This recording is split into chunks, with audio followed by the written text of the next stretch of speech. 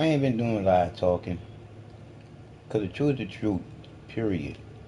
And a lot of y'all don't want to hear the truth. Y'all want to hear the bullshit.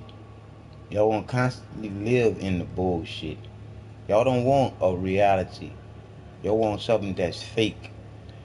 I'm just saying. Here's something that's as real as this regular ass game. A little dude wants to take. Now, if you are going through the fight of your life, okay, and you are locked up, you They can't just get go to out show on you. bail, right? Basically, You you ain't really want got to too many kind of people that know can help you while that the you're in person jail. that you are paid to represent you is spending every waking moment researching, reading, following motions, doing anything and everything to get your ass out of prison. Now, in the case of Bobby Shmurda, he's kind of gotten a raw deal, man. Basically, when he got locked up, I mean, he got tossed in the bushes by his record label. They didn't want nothing to do with him, but they won't let him out of the contract. So they gave him basically a public defender. He said, what the fuck? Now, he opted to go with a defender or actually a lawyer that he was going to pay for, or his family was going to help pay for. But then they realized they were coming into jokers on jokers on jokers. So he switched out lawyers like 3 times. Now they sent him Hello, to you're this through to guy. Pegasus His name is Lifestyle Alex Management. How Spears. can I Sounds help? kind of, very Thank like, you, sir. Your law and order type of spectacular shit, right? aircraft So is now maybe these ready guys for you doing at our shit, nearest right? airfield. However, Bobby Shmurda showed up in court last week, and basically the judge is mad at Bobby Shmurda because for the second time in like a month, Bobby Shmurda's lawyer did not show up. Now, why would your lawyer, again, you locked up, you are locked up 23 hours a day.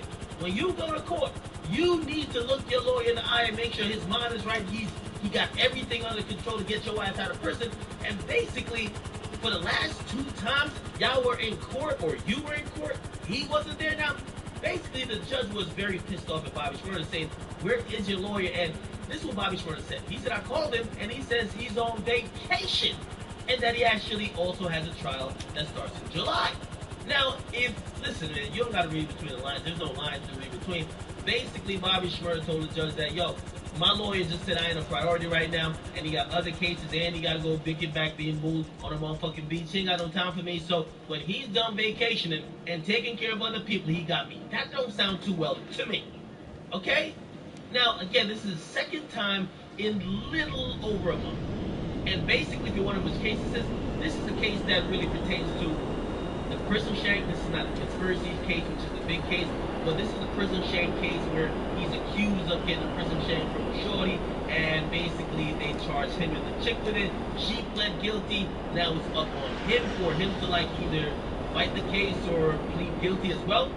But pretty much, I mean, hey, maybe it's some type of strategy where the lawyer is like trying to stall out this case until the other case starts. But regardless, it just doesn't look good, man. It doesn't look good when your lawyer is showing up and you have to be dragged to court because Bobby Shmurda is in custody. He got to be in every hearing, right? And also, this is what the judge said to Bobby. I said the dude is you who block your camera. Y'all ain't that good. And if you block me for privacy, y'all are that bad. That ain't nothing to play around with. I mean, come on now, man. Come on. Isn't Bobby Shmurda getting a raw deal? Now, I've always advocated, I don't know if he's innocent or guilty. I want him to get a fair trial and also for him to get the best possible representation because at the end of the day, he was a celebrity. And you would think that these guys have a ton of money that they could get the best of the best. When you see sloppy shit like this going on, you wonder, is the fix in? Maybe the fix is in and Bobby Shmurda's about to go down to 10, 15. Who knows? And I'm hoping that's not the case. I'm hoping he's innocent. But we'll find out. Get the comment box. You gotta like that. Subscribe to Wood Academics.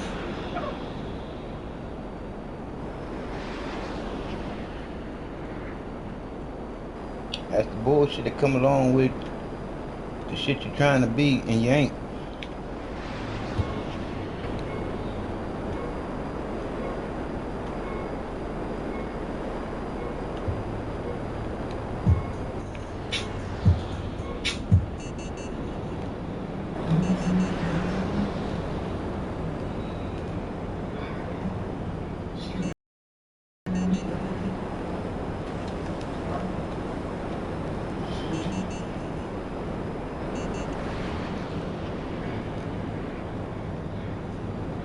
But I know it's right. How can I maintain this bad shit on my brain? I was on the vibe. My niggas was sorry. You don't know what I started. Your niggas was wild with us. Niggas, you with it. Want it to get it. Fuck like you did it. Fuck like you split it. What the fuck you gonna do about that when I'm on you? these social networks and these computers got these niggas walking around like they some shoes. See them in red like they trying to know. They say shit from your computer. Live it life. Live it life. Live it right. Live it life. If you gonna have fun, you gonna be yourself, you gonna dance, man. A lot of people out here, a lot of people going around talking about, oh, grown men don't dance and gangsters don't dance. But I dance all day. Yeah. If you feel good, you wanna dance, dance. That's what I like to do. Yeah. I dance when I get money. I dance when I, my girl. I dance all the time, man. Dance is good, man. Energy. Did your hat ever come down? Like, because your hat, you the hat, and you killed it with the hat. That shit went straight to the top. I know that's right. Great. I feel like my dream just came true, man. I feel like I'm dreaming now. I used to wake up in the trap. I'm waking up in a hotel, nice, sexy, boring. Looking like they built to a party. Talk about swinging.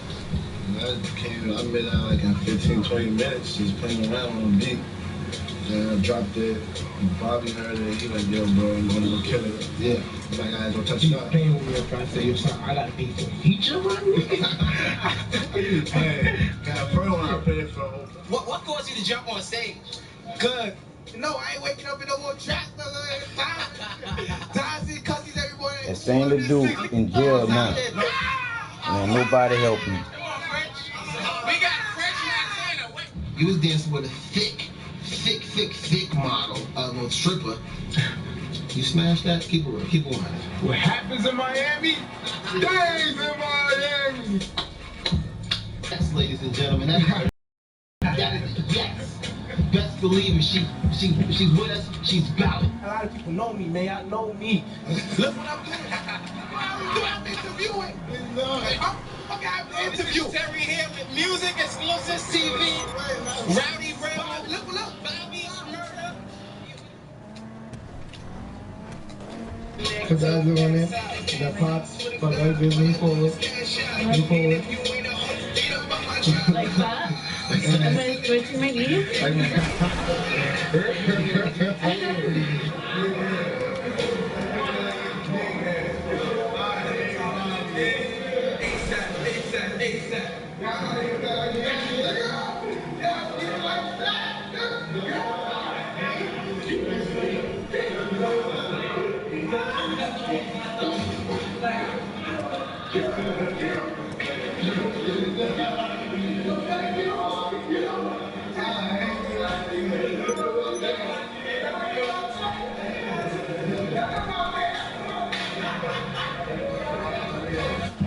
More Dennis Radio, world famous DJ Clue, Desert Storm, Angel Martinez, DJ Envy, The Breakfast Club. Backstage Powerhouse 2014, hashtag Powerhouse NYC.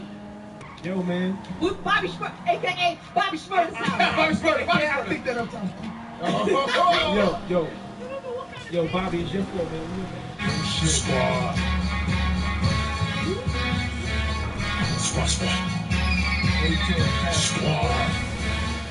Just to the, VIPs, man, 90 cops over there, man.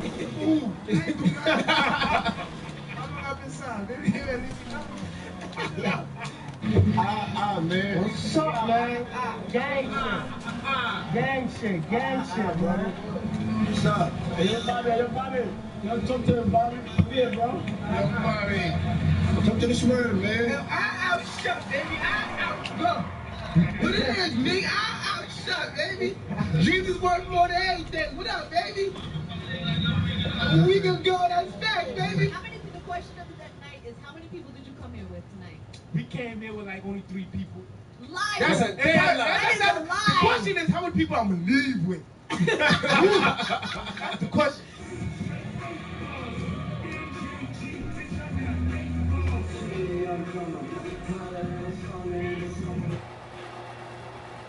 That boy making money. Now he making license plates.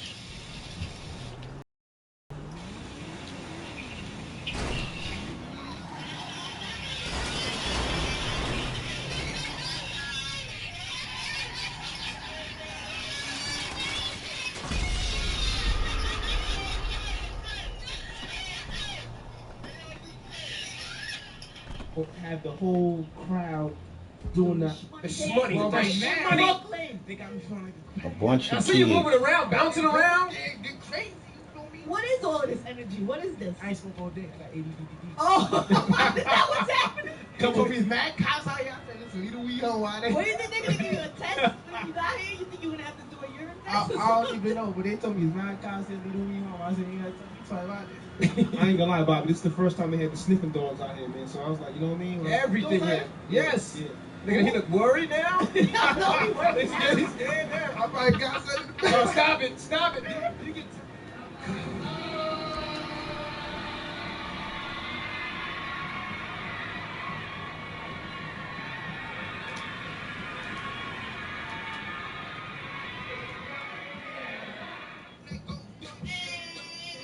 Got me a nigga junction, man. Trap more than a motherfucker. Hotter than Jack. And I pull up. I need some more jam. You get tired of doing this funny dance? Do you ever get tired? Like, I'm not doing it today. Sometimes I do, but once I see the crowd, it's like, whoa, they start going crazy. I'm like, I gotta do it. I mean, I gotta do it. I kind of know what it is.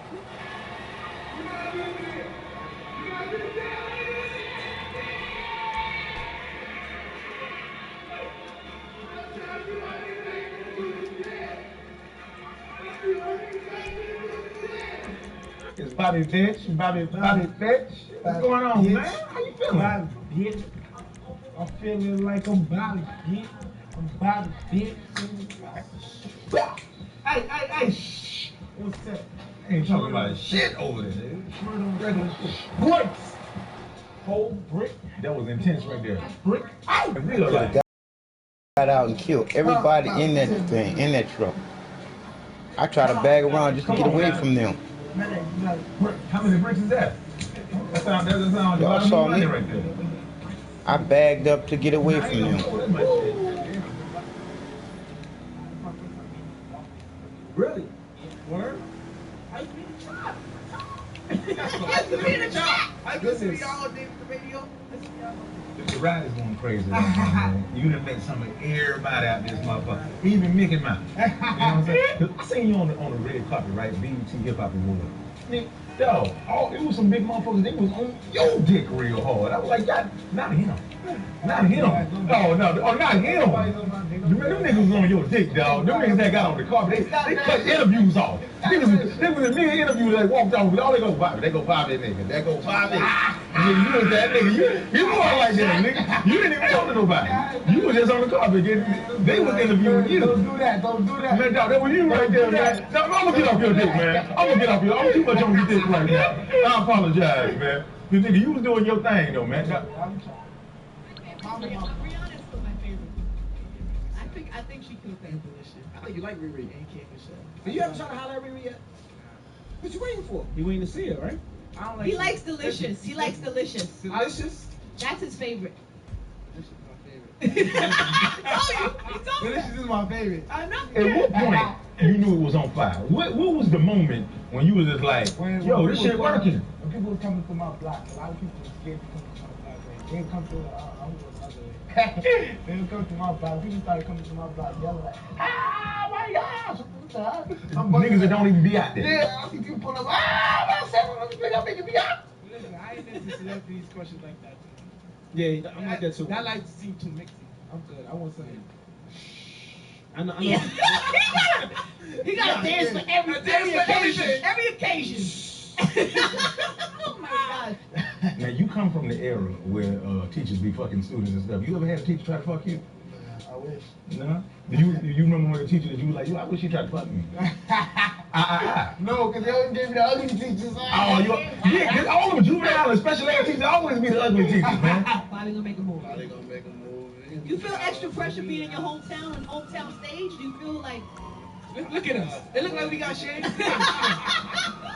God damn dang, ain't no shame in your game, huh?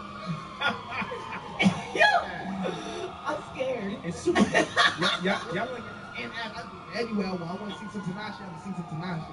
I want to see some Rihanna, I'm gonna see some Rihanna. Yo, I Like think dance like Michael Jackson. Woo! There you go. Dance like Michael Jackson. Tell me no. Yo.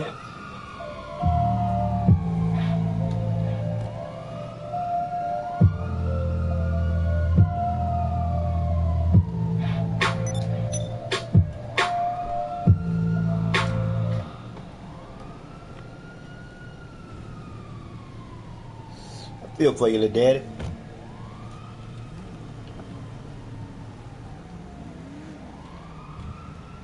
What up, y'all? It's a DJ Eminem exclusive. Got a special guest in the building today. That's right, my guy. When I get drunk, I dance like Bobby Brown, and this guy right here, Bobby Shmurda. Bobby Shmurda.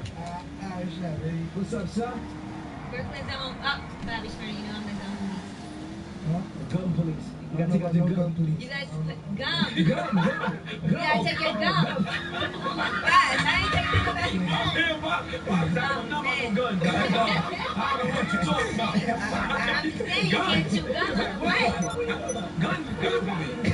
He's clearly from Brooklyn. Oh, man. You don't want to hear my first question. My first question is, have you really been selling crack since the 5th grade?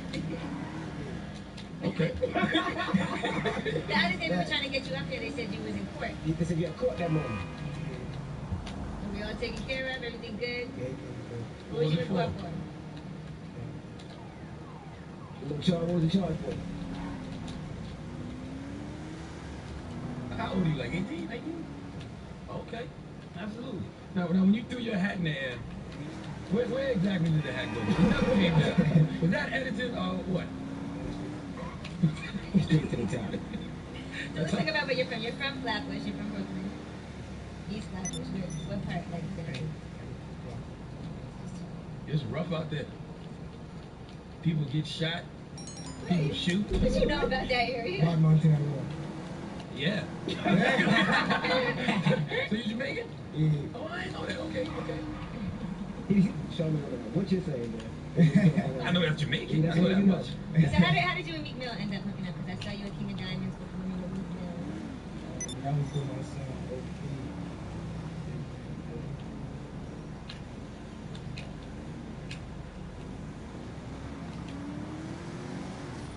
You got fake ID and stuff? Or you're only 20, you're going all these places you're not really supposed to be in. That's the first illegal thing I'm sure you've done. I'm just saying.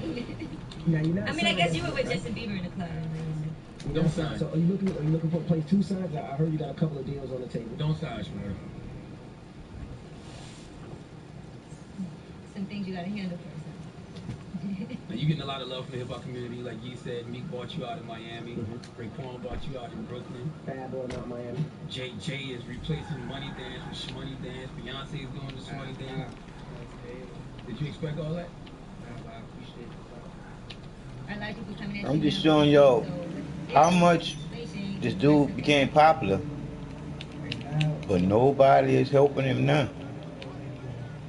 He like in this shit by himself. What's the people that you would love to get with? As far as just collaboration? Boosie. Okay. Badass. I'm sure we're gonna arrange that, no problem.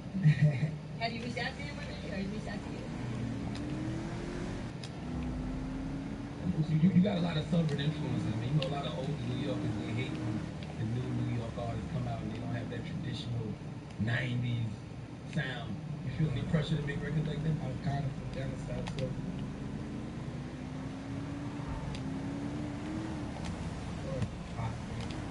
What part of the south?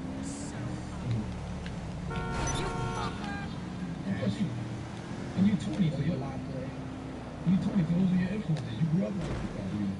You definitely grew up with Wu-Tang and Nas and all that. I grew up with Boosie. Word up. They keeping you out of Brooklyn to make sure you ain't got no problem, make sure you want to go, keeping you out of trouble. That's amazing. So what made you decide you wanted to be a rapper? Like you said you felt cracked in the 5th grade. What made you want to change your life? I was in trouble by the other kids, like, you know,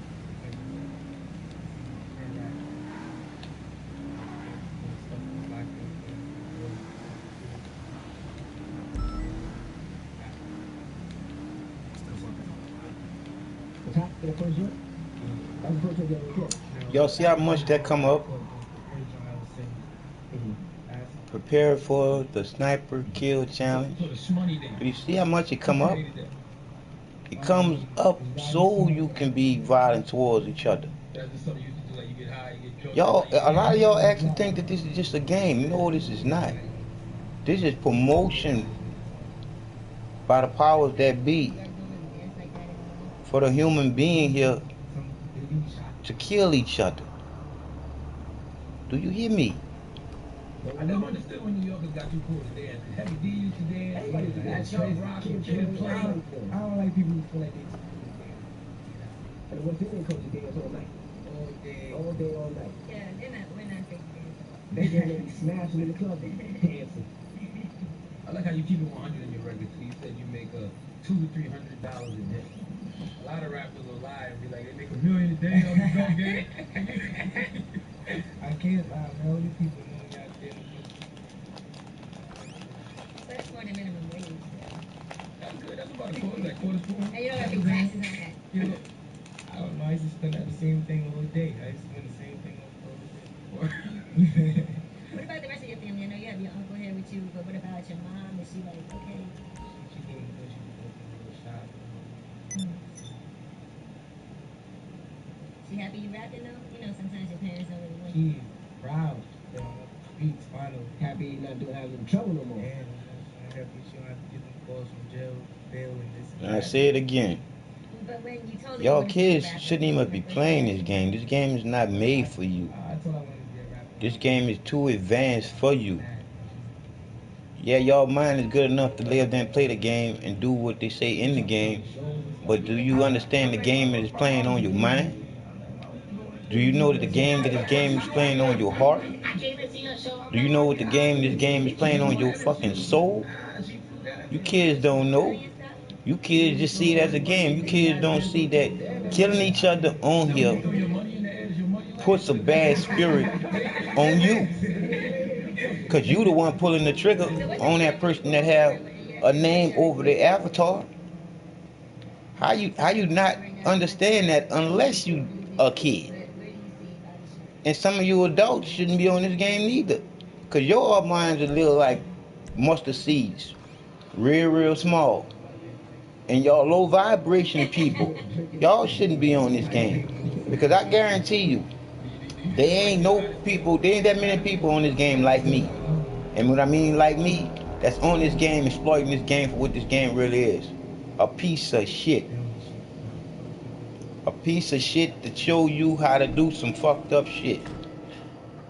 A game to show a menace to society how to be the best menace to society that he could be. And if you have a good kid, this will turn your good kid bad. Because he's playing the game with some influential people that shouldn't be next to him because it's going to turn him. So like I said again, those of you parents that's saying to yourself, why my son or my daughter is changing? If your son and your daughter, if your son or your daughter is on this game is going to change them. I'm just saying. This game is an evil-spirited game because evil spirits are the only ones that really love this game because they love the mayhem that this game proclaims. I'm just saying. He said, now you got my food. You get this whole food, like Instagram, and you are eating it. That's great. So I played this song this morning, and some of the white people from downstairs, they don't know how to do the slow dance. You gotta tell how to do it. Every white girl out there. I just told a white girl the other day, we got contact, I told her she was out of I'm trying. That's when you know you got a viral hit when white people want to be a part of it. Well, I really knew when I seen a graduation. I seen a graduation. I see kids talking. Everybody catch the I said, oh no. And I'm like, oh no. What was the reaction when you seen Beyonce do it for the first time? I was happy. I was jumping up and down. Baby, shot. Did you at the show? No. Now you know if the boy got Beyonce doing his dance, the boy is bad. I'm just saying. Think about it, people. He in jail for being something that he ain't. Now about this body you caught a week ago. That's an old song. It's not, and can everybody stop saying that? It's not just Quarter Body by the week ago. It's Mitch Quarter Body by the week ago. Oh, okay. So you didn't kill nobody. It was Mitch who did. Ain't nobody got killed. Ain't nobody got killed. They have 4 Mitch and 4 Mitch. How have you managed to survive the streets of East Flatbush? I was doggy, man. I don't even know what that means. In the jungle, you gotta be a lion. Oh, gotcha. You gotta be the top dog, man. I was top dog, man. No, you ain't. You feel like it's different now, though? You know, gentrification and everything. Hey, yeah, now that I'm chilling, everybody got something to say about that. Oh, yeah, it's gonna be like that. It's gonna be real now. Because people that don't know you, they want to know if you really real. They want to know if you really, or if you, whatever. They want to know if you really doing all the stuff you say you doing is right. We're just gonna find out. No, you don't want this back. You don't want that. Get that money. It wouldn't man. even make sense to do that stuff now. Now is it hard to travel? Because I know you got a lot of guys with you. Is it hard to go to the clubs and go to different places? Because you got about 15, 20 with you all the time. Nah, it's fun. It's fun. I love going places. He's doing things that we never did before. People who do fight. What's been the most surprising thing that has happened to you? Like, what's been the thing that lets you know, like, damn, I'm really Bobby Shmurda now.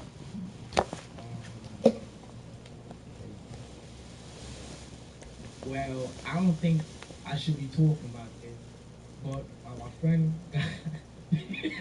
Okay, your friend. All right. he got on the train. He said, you know, On the train? on the train. How did that even come up? She looked at his Instagram. She said, "Oh, you're GS9." So that's your friend? Yeah. Okay. The next 20 minutes, Hold on. took him to the bathroom. He did what he did. She ain't doing a good job if it took 20 minutes. Oh no, she said by the time he got Instagram and everything, Gotcha. call it back to the bathroom. So GS9, is that the label? That's the crew? What is That's that? the label. God's sons. Word. What's the other guy name? The one in the video? Roddy Baby. Yeah. Roddy Baby. He's a GS9 too? Yeah, that's my brother. Word. How does he feel that like you're the one getting a lot of the shine?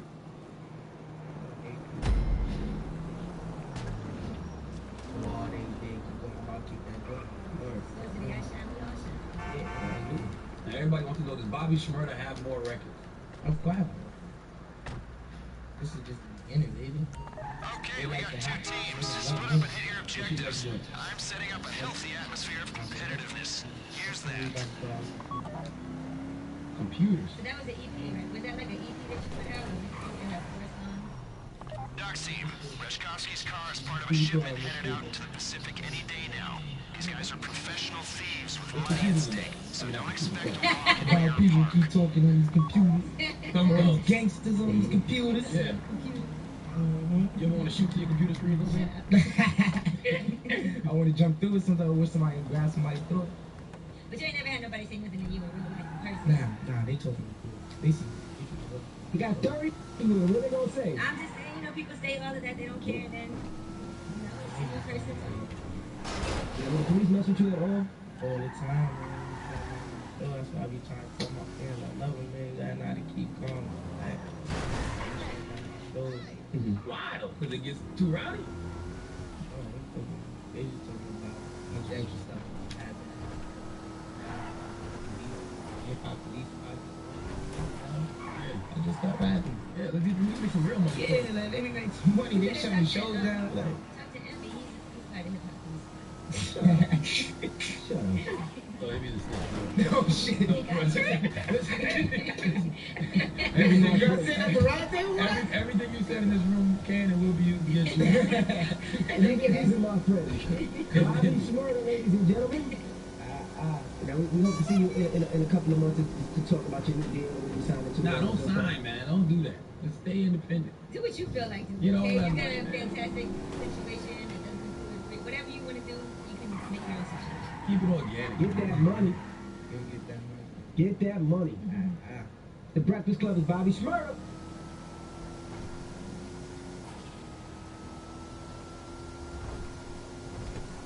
Looks like you're almost at the cargo ship. Get on board, climb the stack, and access the container with the car in it. Then bring the car to my people and we'll get it out of the country. Real people, real celebrity, real time. Join the Breakfast Club. Last talk when you're here. Morning 6 to 10. Morning, everybody. It's DJ Envy, Angela Yee, Charlamagne the God. We are the Breakfast Club. We got a special guest in the building this morning. And they said it never would happen. That's right. A repeat Donkey of the Day offender. Right? Kanye Kardashian is in the building. Oh, man. Don't Kanye West is here. Good morning, sir. What's up? First and foremost, we got to talk about your performance and your show that you've been doing all over New York at the Barclays and Madison Square Garden. Yeah, did you enjoy it? I didn't go see the show. They offered me tickets Saturday night for Sunday's show, and I got babies, so I couldn't go see the show. But I heard the show was amazing. I heard you have mountains. I heard you have snow. I heard it's one of the main. Well, everybody's telling me that it's not your typical hip hop show. Well, They said you get your full money worth out of it. I actually went to the show last night. Explain it a little bit. Now I'm going to tell you certain things that happened from me in the audience. First of all, I think it made me like the new album a whole lot more than just listening to it. It's a whole different experience. And there was a little fight in my row at the show. Oh, wow. Yeah, there was a scuffle because there were some white guys in the row and they were getting upset when you heard the show last night. And I guess they didn't like the, and one of them actually used the N-word. Then the people in front of them got upset and everybody started trying to fight. And they were like, if you have a problem, just leave. Just get out of here if you have a problem. So, is that something that typically happens? Do some people get offended? I've never heard of that happen in my show before, but that's interesting. A question, wow. When you did this show, of course the show seems like it cost a lot of money. And I know most hip hop shows it's usually, not that expensive. A lot of rappers and not too much of the, I said a hoopla. You had a lot of hoopla, I'm hearing. So why did you want to take so much pride into the show? I'm just a creative. I'm more like a Walt Disney or something. Like rap is just a chamber of my thoughts. It's something that I really wanted to express as a modern day, poet. Because, if I lived in a past lifetime, maybe I would have been a playwright or something. But in this lifetime, to be the most relevant is to be a rock star. You know what I'm saying? And you can express, at the highest level there. And I can, art school and everything. I would, draw all these ideas and all these concepts. And the more I get to create, the younger and younger I feel. So, when I did Glow in the Dark, I felt like I was 5 years old. And I, got into a trouble and I felt like I had to grow up. When I did Dark Fantasies and I felt like singing. Then I'm did, Blueprint 3, then Watch the Throne, then Cool Summer. And then when I got to, Yeezus, I just felt frustrated. Usually I would start the album like Blood on the Leaves. I know everybody would even like the album more if I did that, but I felt so frustrated in the way I've been marginalized and held back. Why do you feel so frustrated? You say that a lot. Like, why? Yeah. I remember you from being outside the studio trying to get people to hear you rap. You was a great producer, but nobody believed you as a rapper. And then it seems like you got to a point where everybody's loving the way that you rap. Now you just seem like you're more frustrated. Do you not like the reception you got? But I didn't like the album. That was a Kanye West thing. Yeah. The Jesus thing. Yeah, that's great. That's great.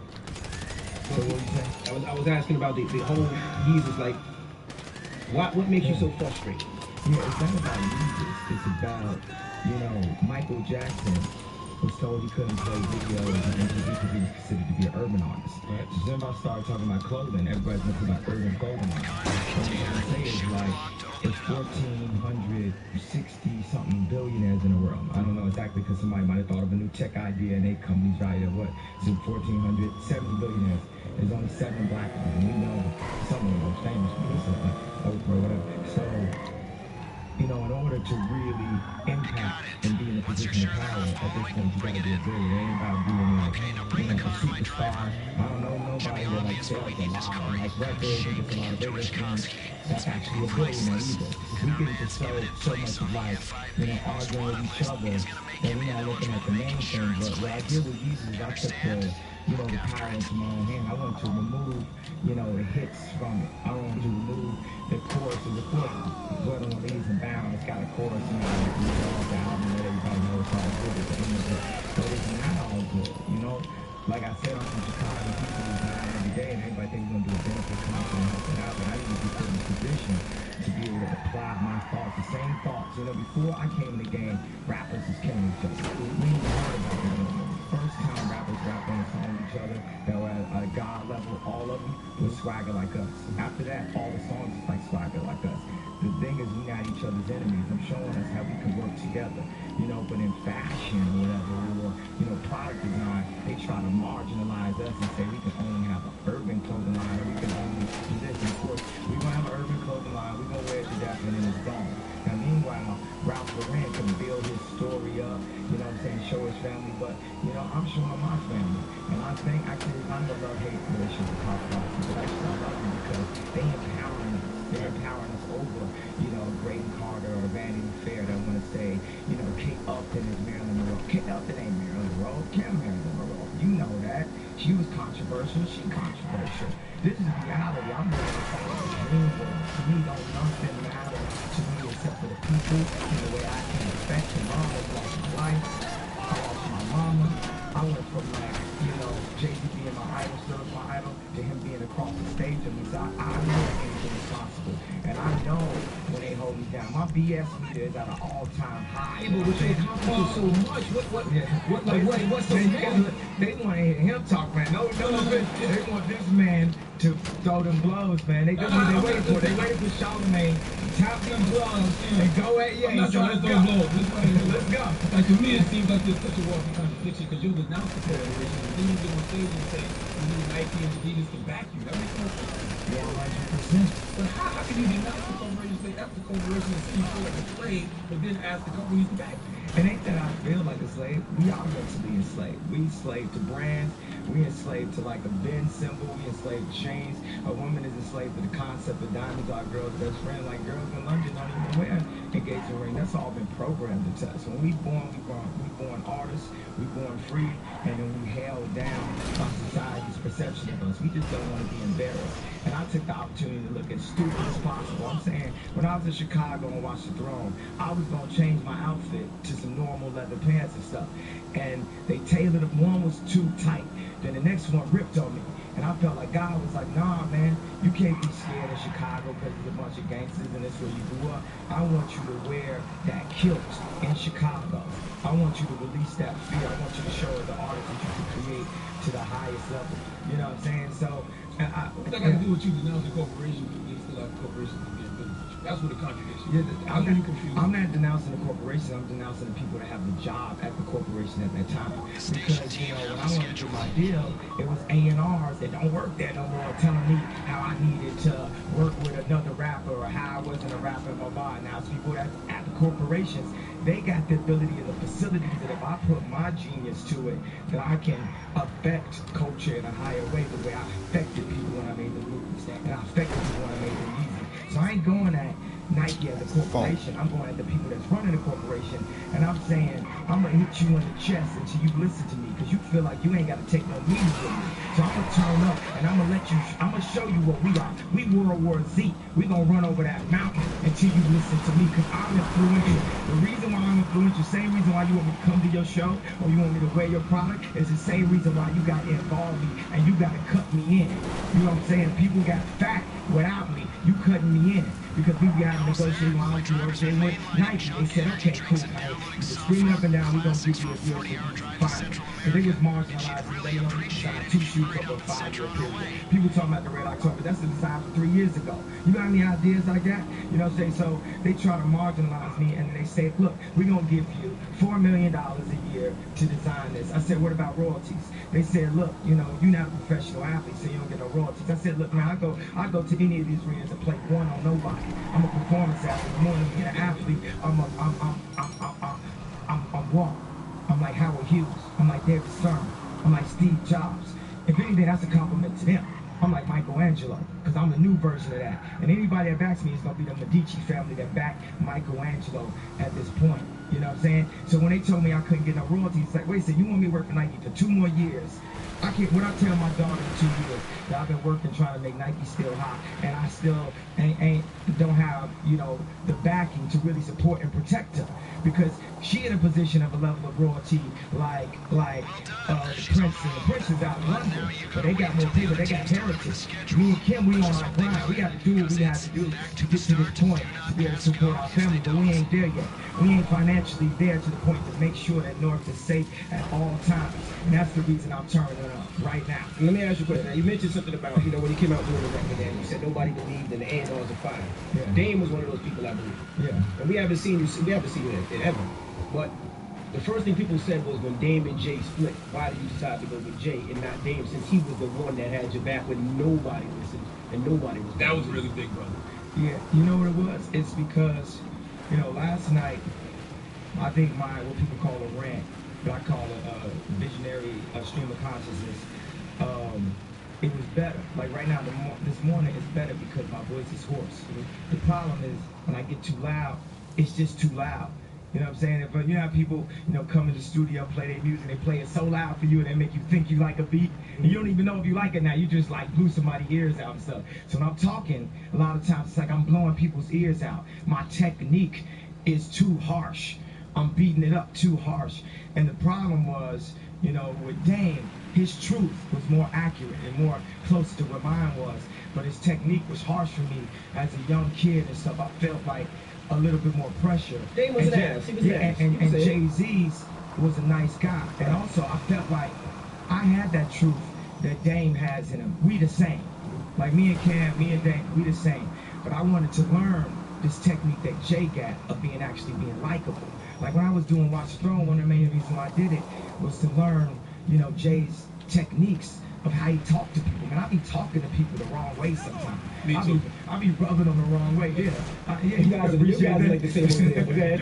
Yeah, so Jay-Z know how to move in a room full of vultures, you know what I'm saying? And I, as his little brother, I needed to learn that technique because I got something that God want me to give the world.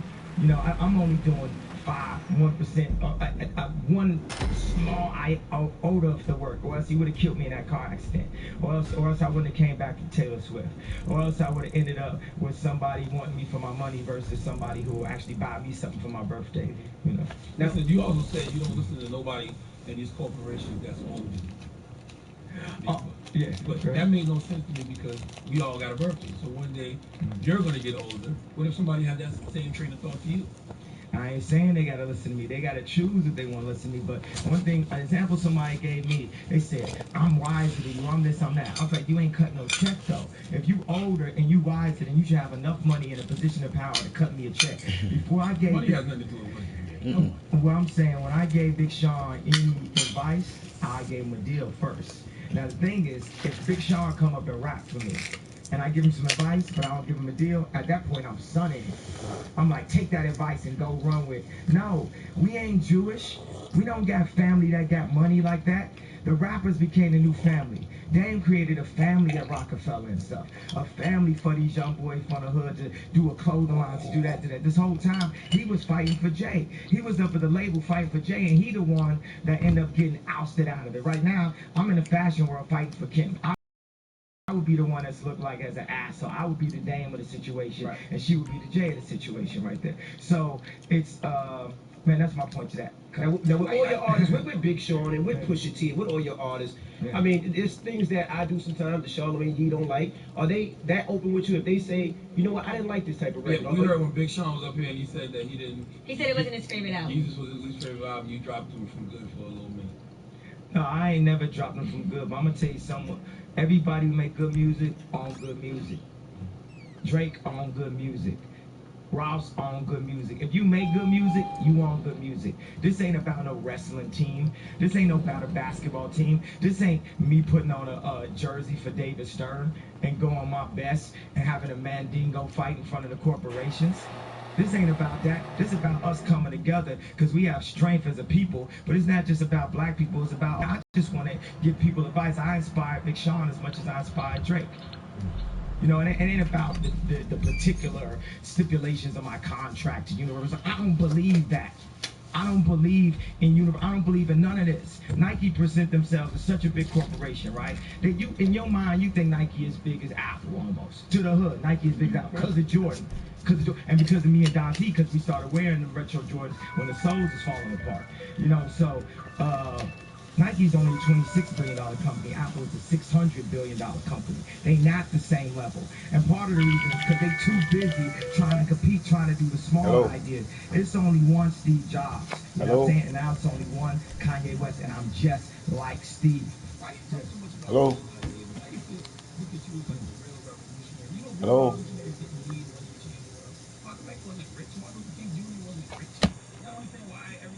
About money and stuff to you. Because you need product.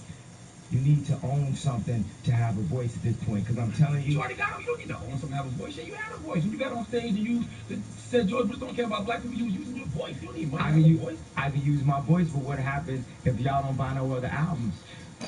Then that voice, people gonna say, oh, he like Arsenio Hall, and he was turning up too much, and now you fired. But when you got money, can't nobody fire you. No, you know what makes me buy your album? The great music you produce. You know what makes me not buy your album? This new narcissistic, egotistical personality you got. That's what turns me off. Makes me go, I'm not going to this show. I don't want him, man. I don't want to buy his records. Exactly, but I'm thinking that your last name is the God, right? Absolutely. So anybody that's a God can recognize a God. Jesus can Jesus can recognize Jesus.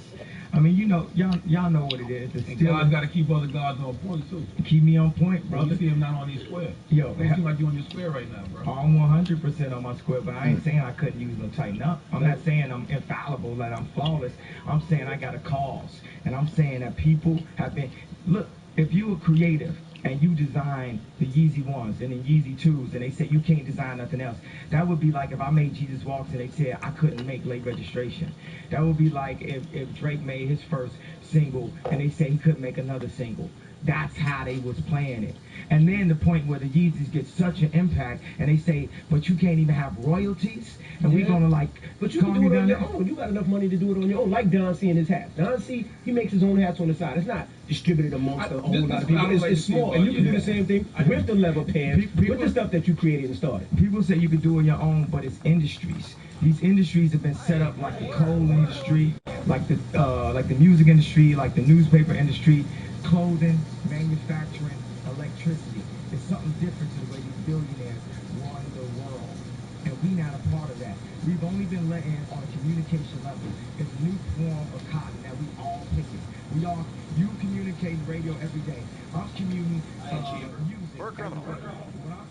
So, before we remove Professor Rashkovsky from his unwelcome stay in prison, we've got to clean up a few other loose ends pertaining to the case. Yes, it's a killing, but no, it's nothing immoral at all. Just lawyers. Well, the professor's old business associate and 2 lawyers, but really it's all the same. I mean, I always say, if you can't kill a couple lawyers to bend the law to your will, then who can you kill? Right? Oh, here they are. Gavin Van Vliet and Josh Sherman. Get them on the way to City Hall, get the documents they're carrying.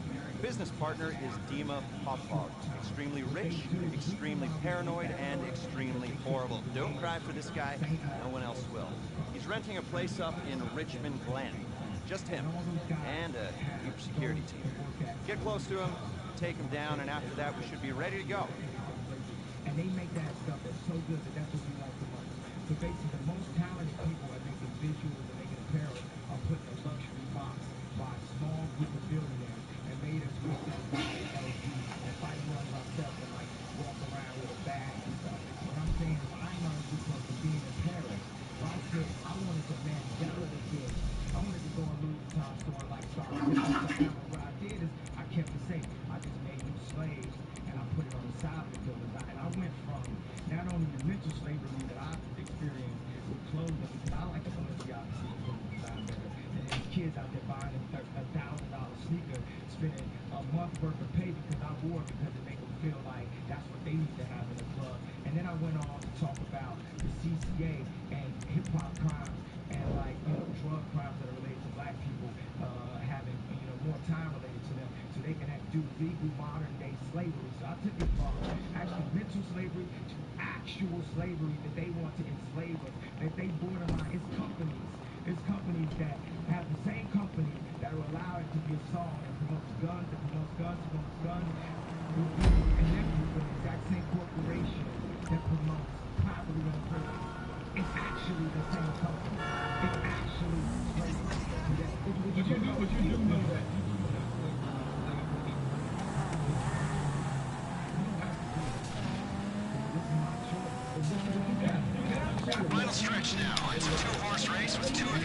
horse in the ass in the head. Horse 1 is going for the lawyers at City Hall. Horse 2 is on the business partner in Richmond. Sound good? Get moving. Horse 2, your target is Dima Popov. Did I mention he's paranoid? Well, yeah, he's really paranoid. No one I know employs as many bodyguards as he does, and I know some people who need serious protection, mainly because I'm trying to kill him. You didn't hear that. Look, I've given you pistols with suppressors to get the job done in the QT.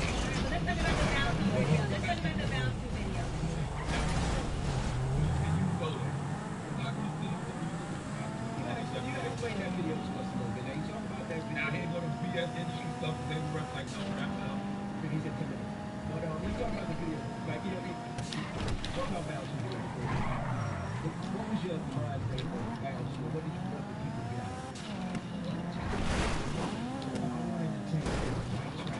All right, you're going in on the quiet and gain access to the estate. Move slowly, take out the guards, and bring down Popov when you get up close.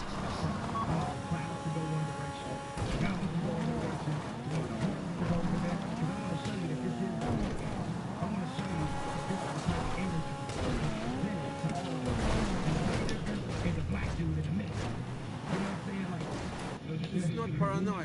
It's being prepared, stupid. Maybe that's why I'm not the asshole in the jail. Huh? Yeah, okay. Yeah, that could be cool, but I'm like on the Andromedas. This is like performance art. If a guard sees you and sounds the alarm, Popov will run, and then you'll disappear, and he won't appear again anywhere we could possibly get to him, okay? So do it slow, do it quiet, do it right, and if you don't, put him down quick when he starts running.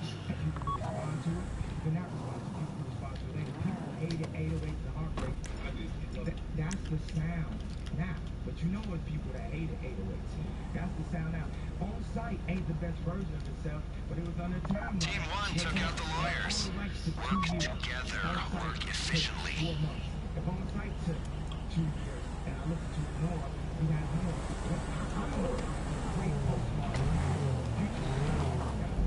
Ready to go down there? Who died? I'll get ready to go snipe everybody.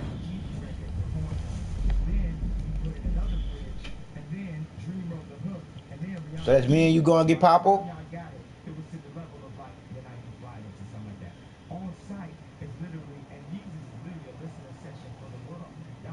Y'all got the joints, y'all in the car, because I feel at this point, everybody in the car with me, like if I pulled you down and said, yo, listen to this, tell me what you think about it. And I just dropped it now.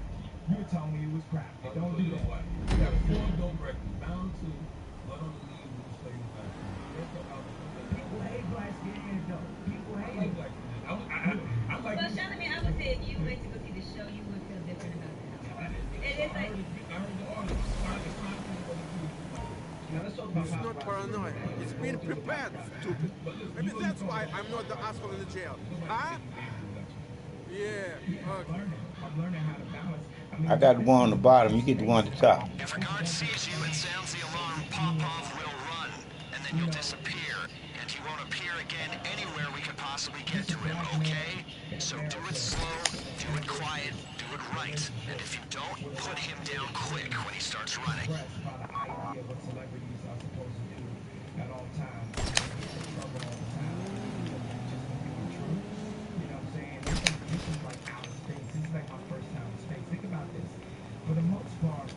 The most valuable trait in a hunter.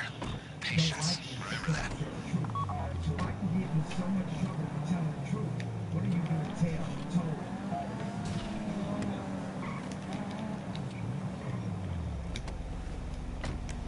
George Bush.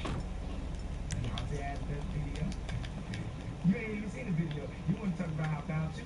Man, we in this together. We are a group.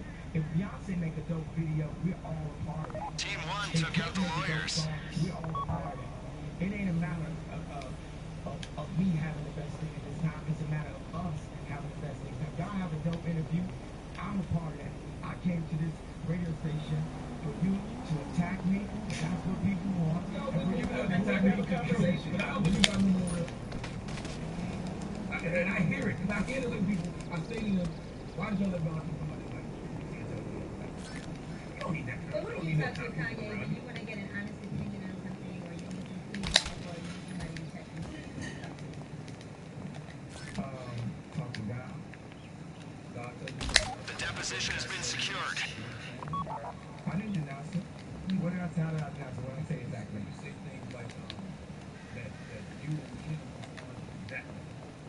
said we more relevant. Don't nobody care about what Obama wears. Good shot. If you care about Obama, do you read that? It's a different order. You care about the sweatshirt I got on because I know you like, man, that's sweatshirt.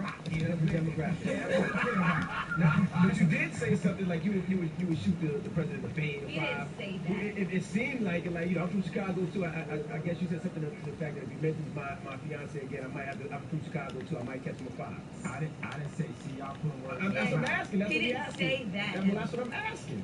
No. What I'm saying is, all I care about is God and my family. I don't care about what position. Nobody. Now how you get over there? Either helping me Ain't this or way. you hurting me.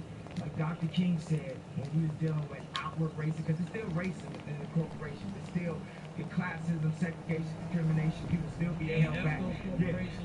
And like Dr. King said, he said, look, just because you're not committing a racist act, if you see a racist act and you turn your head, that's still racist. So you take me as a creator. At the end of the day, when I made Glow in the Dark, and when I made Graduation, that's the point when I should have had to deal with Disney.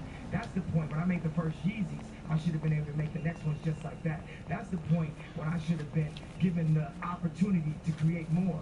But they want to box me into a music box. Music is bleeding. Ain't no 50-year-old rock star that you care about. This is a young man's sport. I got ideas about all the white rock stars still prosper. They can still prosper, and I can still make money on stage, but what I want to give y'all is that feeling of when I was in 4th grade drawing Jordans that I applied to the Yeezys, that you can't deny that people lined up for that you can't deny. If I had a pair of red Yeezys for y'all now, y'all would want that. You do realize that's not what we love. We love you because of you. You gave us that feeling with albums like College Dropout, Graduation, Late Registration. We don't care about your designing sneakers and clothing. That means nothing. No, Yeezys. Yeah, you decided. Not more than the music.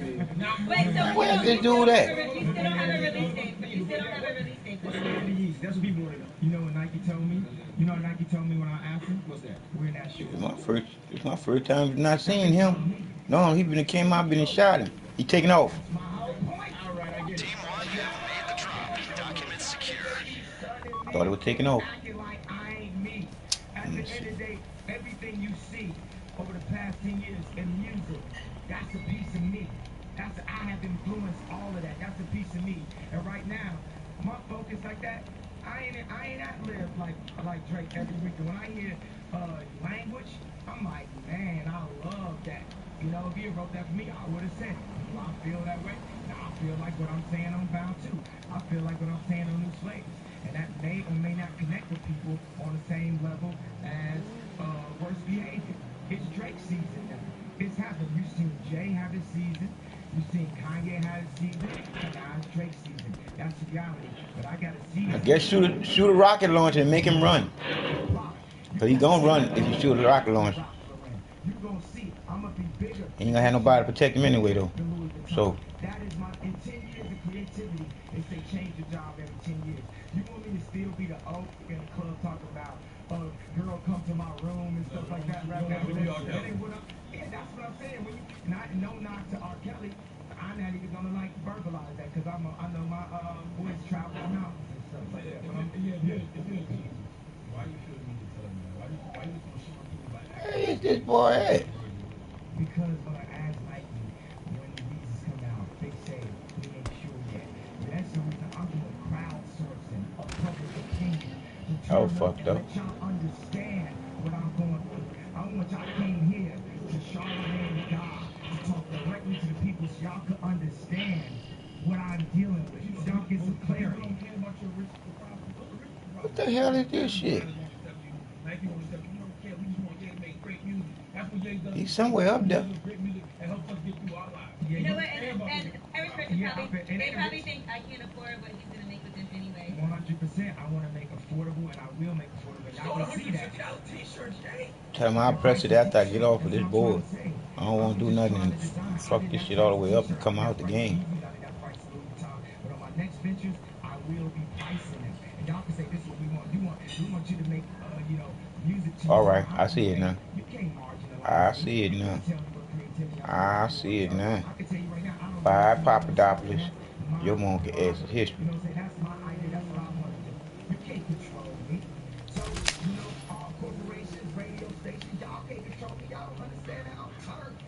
hit the area. Target is down. Get out of there now. Let me do me. You like it? Cool. You don't? Fast forward. So fashion, you say, is what you're passionate about right now, and that's what you really want to make sure. It's not even fashion. It's clothing. Eve made Adam eat an apple, and then it became illegal to be naked. I want to help y'all with y'all opinion of the law. Eve didn't make Adam eat shit. Dad, tell him again. Eat an apple.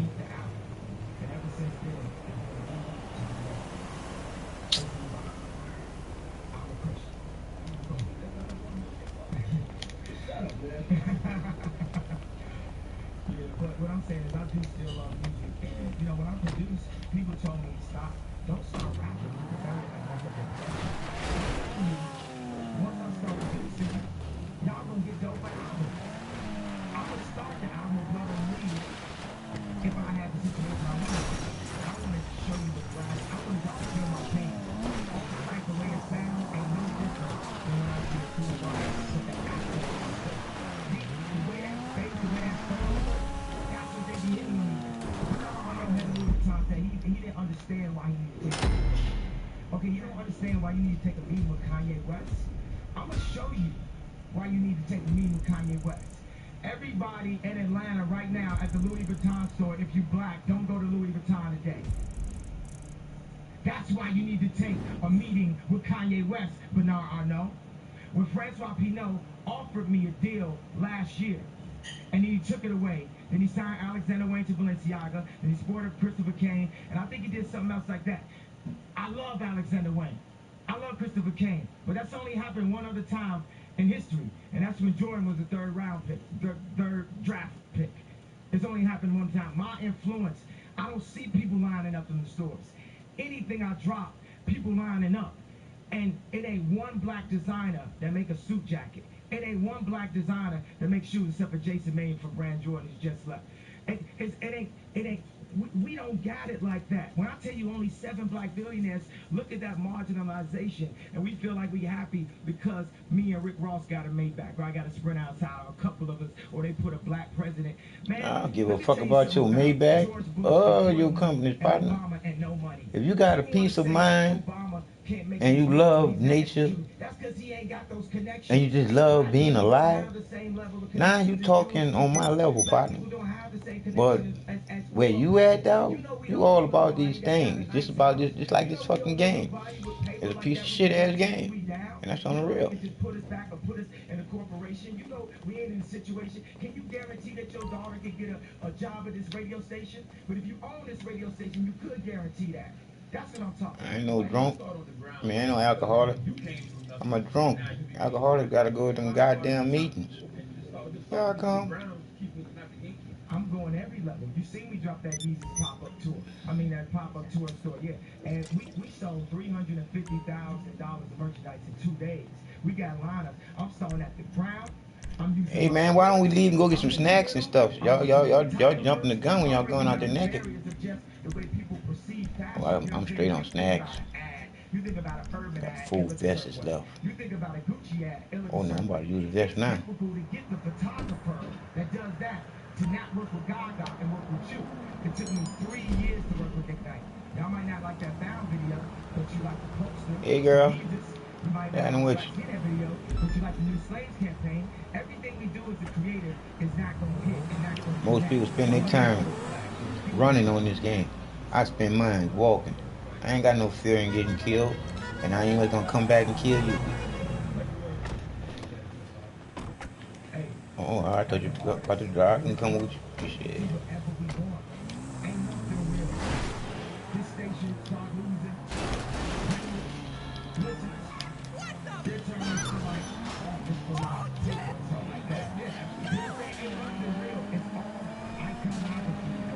Where the nearest store? Right there one. Right by a gun store. Oh, I've been drinking. That's why he did that. I was about to say, what the fuck? I'm way a better driver than that. That's why I like that. That was real. That was some real shit. All right, man. Don't go in here and rob the motherfucking store clerk and kill a store clerk. Let me get my shit first. You gotta watch them. You gotta watch them niggas in the back. Call the police. Call after I get finished getting my shit. Call the police. Call the police now. All right, you don't need to get no snacks. So the board of you keep asking this question because somebody sit down and they answer right now. It's somebody that they have to work. I knew it. I knew it. All right, good. He ain't killing the store clerk. He asking store clerk for direction. All right, we're going to the gun store next. Why you in that mode, bro? You come out that mode. I don't believe in killing each other. I don't do that shit. Oh, am I in a mode? Well, I know I ain't in no mode. What's your album? What's your album? Why you in that mode? Why you in that mode? Huh? Let you do what? What a hooter?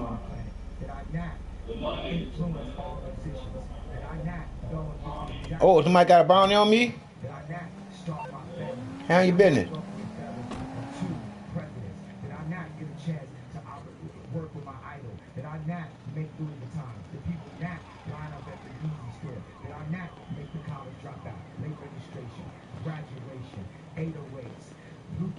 Well, I'm gonna get a vest now though.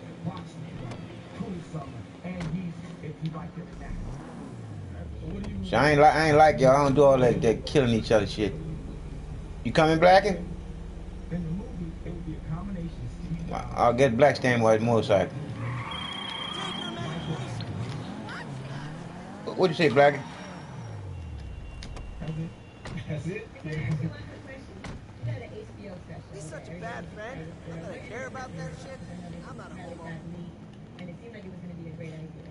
Yeah, it was called Little Inappropriate. It's kind of like urban version. It's like urban enthusiasm. No, I'm not no actor. You know what I'm saying? I can't act this out. I'm not a professional actor, film, television star, whatever. I'm a professional dreamer. You know, it's like a dream to me. It was a dream for me to come here to have this opportunity to talk to y'all. It was a dream to me to be on the radio. I'm dreaming as much as when I first heard through the wire I played on the radio. I'm dreaming like that. You know, and y'all ready to go back to the mission? I hear y'all. I'm gonna make some adjustments. Oh, there he go. Why now? A nigga would do some shit like that. A nigga would.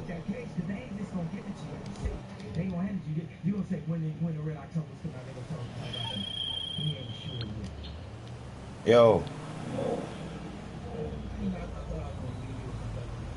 Now I gotta go get another vest.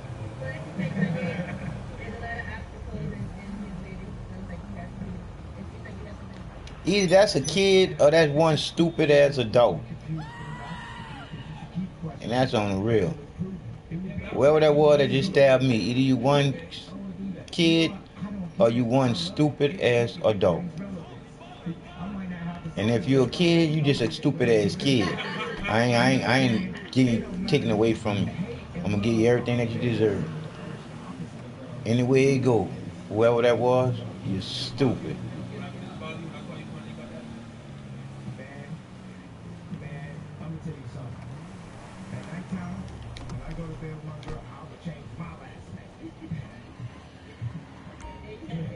Oh, y'all done got the stove closed down.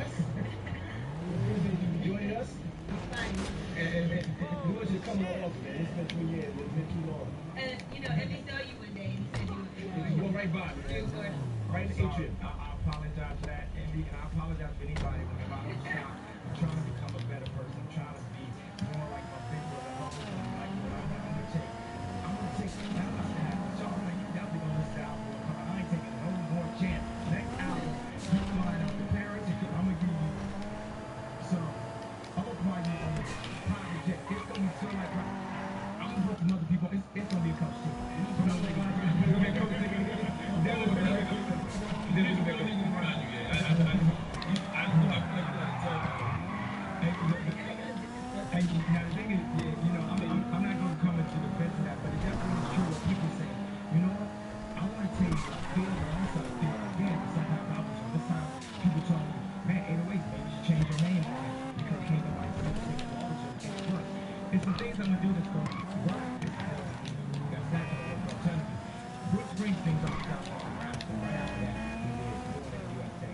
This next one, I have a feeling like this next one, because of what we did right now, has to be more than like that. I couldn't even just give y'all just the normal hits. I had to go so angst and so anti, and people trying to classify me as like a new David Beckham or something. I had to show y'all my artistic credibility is at the highest level, a level of Bogosian, you know, Jeff Koons, Claudio Silvestri, Anna Wintour, whoever is the highest level of communication and respect, Graydon Carter, that's the level Kanye West is at. Y'all got it. Because the thing is, when I was giving y'all what y'all wanted with Click, I was getting commercialized a little bit too. Click is a hit, but sound a little bit commercial. So I had to pull it all the way back, hit in the chest right quick.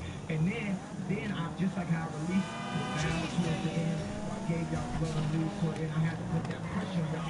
Y'all understand what y'all dealing with, because they want to have a top MC list, put me number 6. As long as I'm rapping, I'm number 1. As long as I'm rapping, because of what I'm talking about. You say ain't nobody talking about that. People scared of corporations. People scared of what they can do. That was the most fearless lyrics that have happened since P.E. was out. Ain't nobody in this situation to control by turning up like that. But on this next one, we gonna get in the studio and I'm gonna get you that coach ticket. Nah, I ain't gonna serve. Nah, I ain't gonna serve. Yeah. I'm just joking, man. Middle seat. So they're gonna be removed. Yeah, I'm saying, I'm gonna get that coach ticket. And then, and that hotel room or the bathroom is real close to the bar. It shows that you're not vegetarian. Turn over the TV like, If I can be the person in the room that tells you, look, nah, that ain't it. Get him where he needs to be. Sometimes you're wrong too, though. Really? We appreciate you joining us today. Kanye West, it's the Breakfast Club. Good morning. Hey, I love y'all. Thank y'all very much for y'all patient support.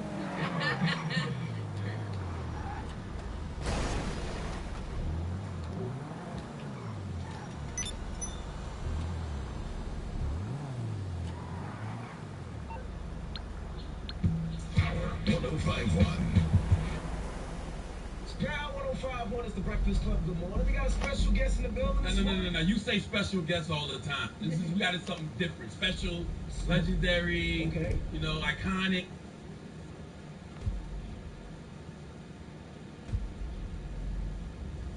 Bullshit.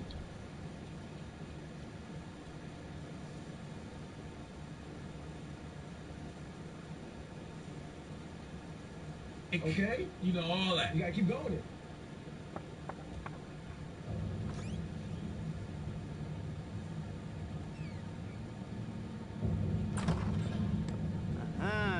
Yes, this will do very nicely. Very nice place you've got. Very chic. Nothing like a bourgeois bank robber to remind me of how strange Los Santos has become. In my day, the psychos at least had the dignity to be psychotic. Nowadays, it's all about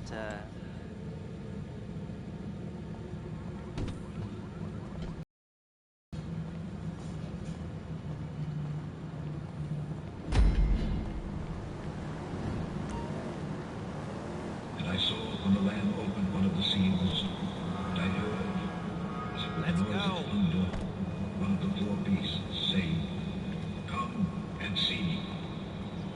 And I saw, and behold, a white horse, and he that sat on him had a bow. Take us to the police on Western Highway, near Chumash. Conquering and to conquer. Word of warning, we're on the job right now, so don't let the cops notice you. If they come after us, we call it off. Final star turn. So, my taciturn friends, I suppose you want to know how we're doing this. Well, funny you should ask. We're driving out to the bank, taking a look at it, picking up some equipment, and then heading back to make our plans. Not very complex at all.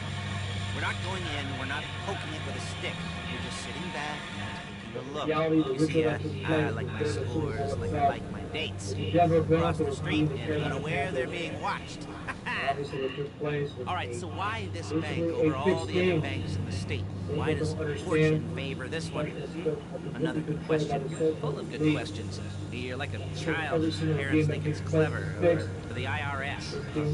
Well, this bank's got some safety deposit boxes. And in one of those safety deposit boxes are some bonds hidden from the tax man that no one's going to report missing.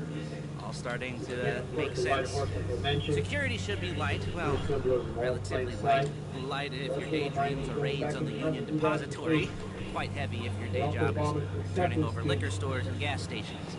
And the bonds in the box will be worth more than a few rumpled notes from a till, so minor escalation.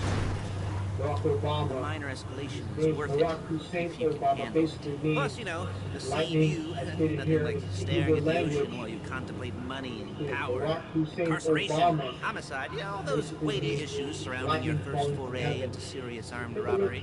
I'm assuming you're kind of a cerebral crew, because otherwise this whole not talking deal just kind of puts you on the spectrum, right? Okay, well, how about we just get there and see where we're at? And I saw, and behold, a white horse, and he that sat on him had a bow, and a crown was given unto him, and he went forth, conquering and to conquer.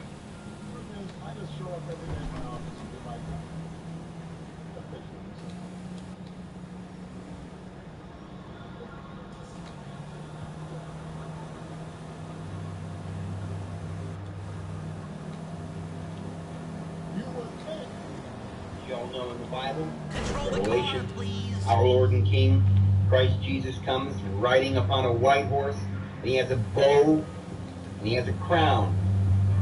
And some say that the Antichrist will also mimic this, and is also spoken of in Scripture, with a crown riding upon a white horse. Either way, this is shocking, because what we have is the White House tweeting on their official White House Twitter account. That's right, the official White House Twitter account. There it is. They tweet this picture of Obama sitting in a throne with a crown in his lap. Here is wisdom. Let him that hath understanding count the number of the beast. For it is the number of a man, and his number is 666. And here it is! The 37-year wait is over! American Pharaoh is finally the one! American Pharaoh has won the Triple Crown! President touring the pyramids, outside and in. Purification, mummification, self-identification. Separated at birth from hieroglyphic, the President's Guide saw another resemblance. I've sent it to her phone. You should know about King Tut. Sahih Hawass oversaw scans of Tut's mummy that produced this likeness. When President Obama chose to skip the eye makeup, the President's trip inspired Egyptians to display decorations calling Obama the new King Tut of the world. But even the new King Tut couldn't budge a pyramid. Still, it's good practice for trying to push peace in the Mideast. Ginny Mo, CNN, New York. Coming to the finish, American Pharaoh and Victor Espinoza have won the Kentucky Derby! Firing Line was second, Northman was third, Frosted finished fourth in a final time of 2 minutes 3.02 seconds. Victor Espinoza has won the Kentucky Derby 2 years in a row.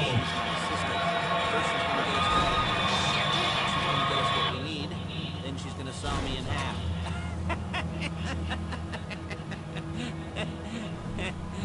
No? Didn't like that one? But of course, let's face it, there's one issue on every reporter's minds, and that is 2016.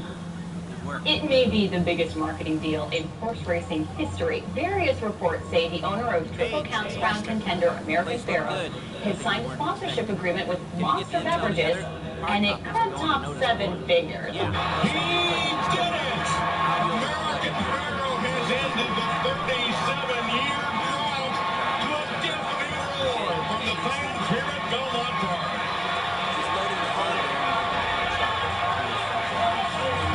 We could get a third Obama term after all. Could happen. This is the Hebrew alphabet. Some of you may not know this, but the letters each have a numerical value to it. And this is due to a system that was used to denote dates in the Hebrew calendar. Now we're going to focus on the letter with the numerical value of 6. VAV, which is the equivalent to our W in English.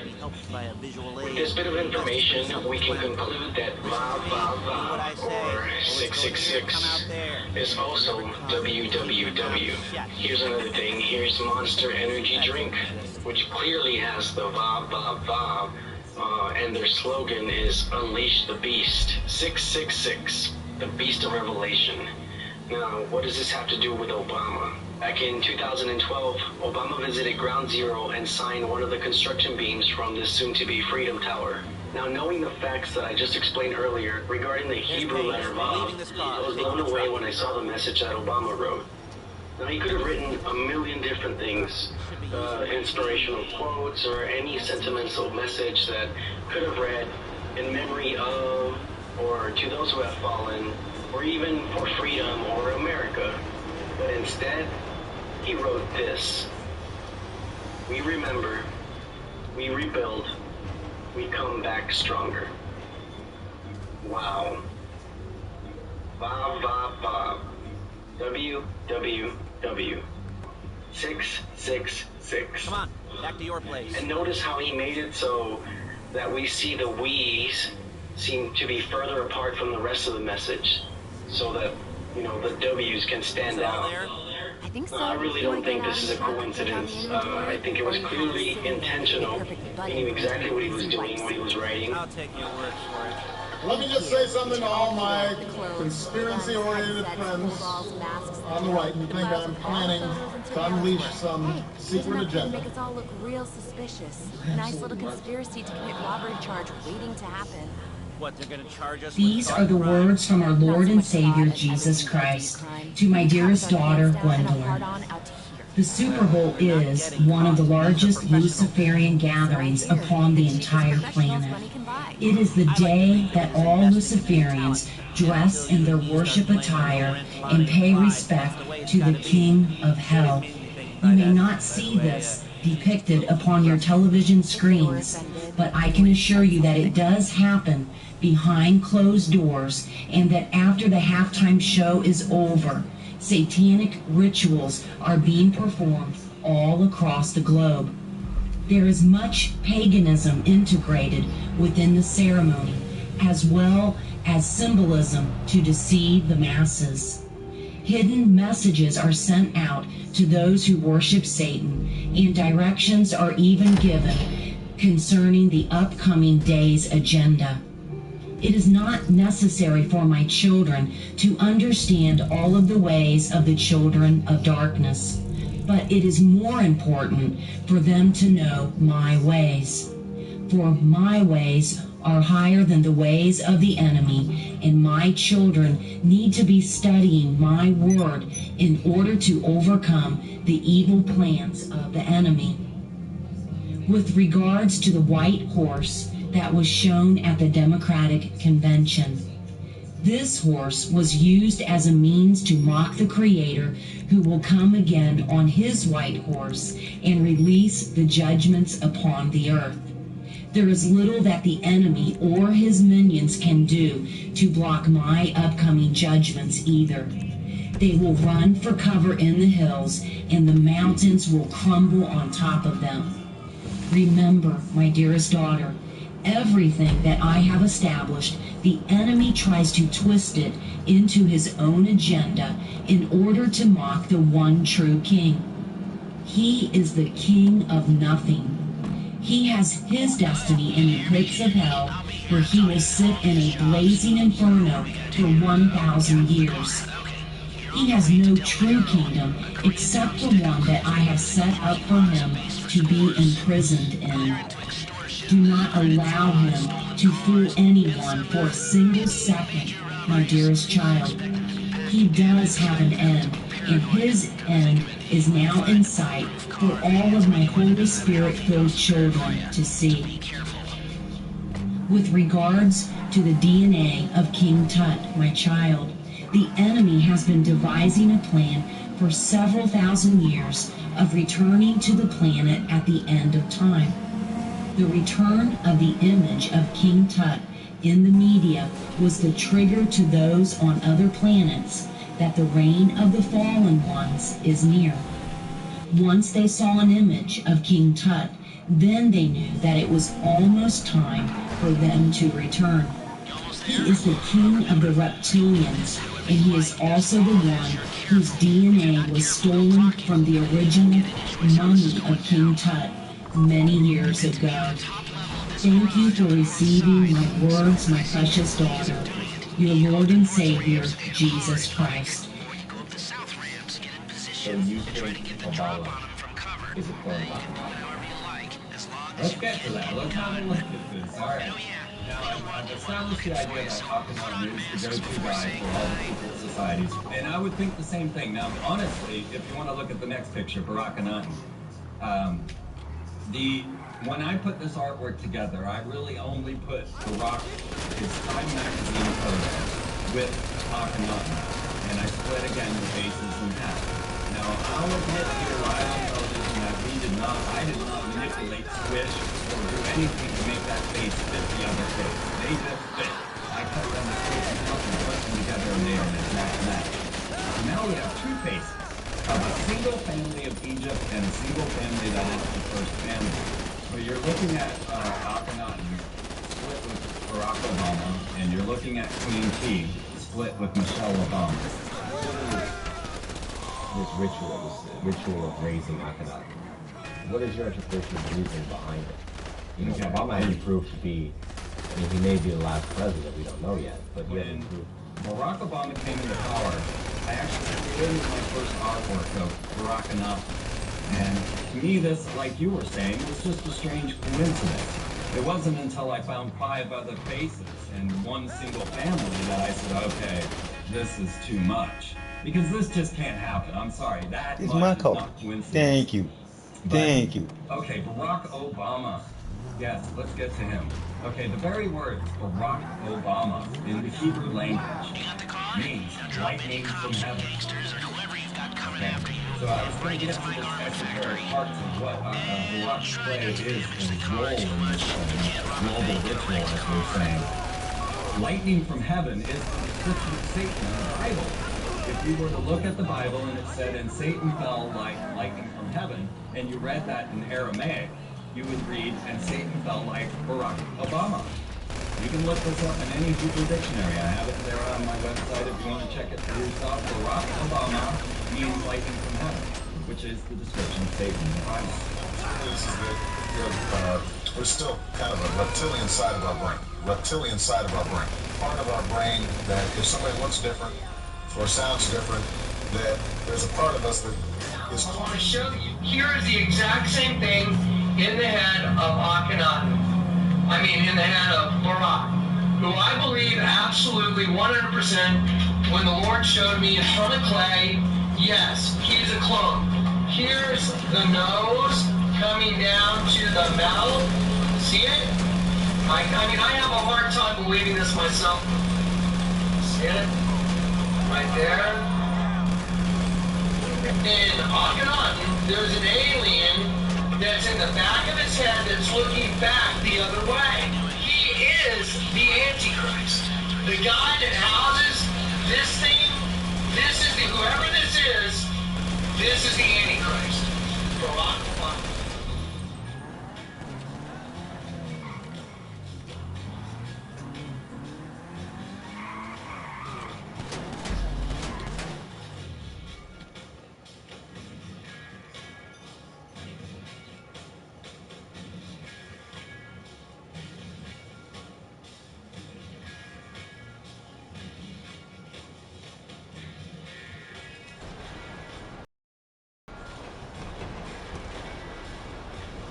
Okay, I'll look after this. Les will come by your place when you're ready to go.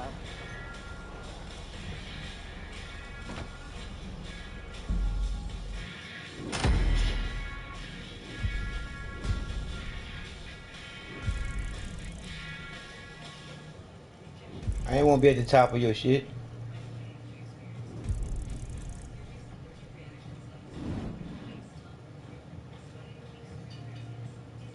I won't be first. I be second.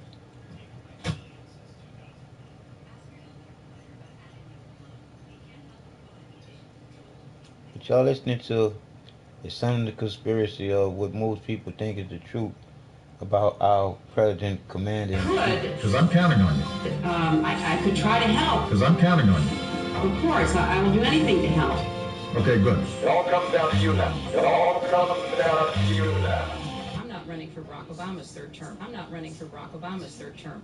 If you look at people who ran for president for 3 terms, it's Teddy Roosevelt, Franklin Delano Roosevelt, and Obama. And they all had certain things in common. They are all populist. They all spent a lot of money on people. But enormous power for Obama. Of course, he's going to use that power and all that leverage to propel himself into a third term. A man trying to come to terms, it seems, with the constitutional reality that, well, he can only have 2 terms. I love my work. But under our Constitution, I cannot run again. I can't run again. I actually think I'm a pretty good president. I think if I ran, I could win. But I can't. Well, I'm a little confused about where the laughter came and where the support really was. But first, I'm a little disturbed that our president found it necessary to say 3 times that he can't run again.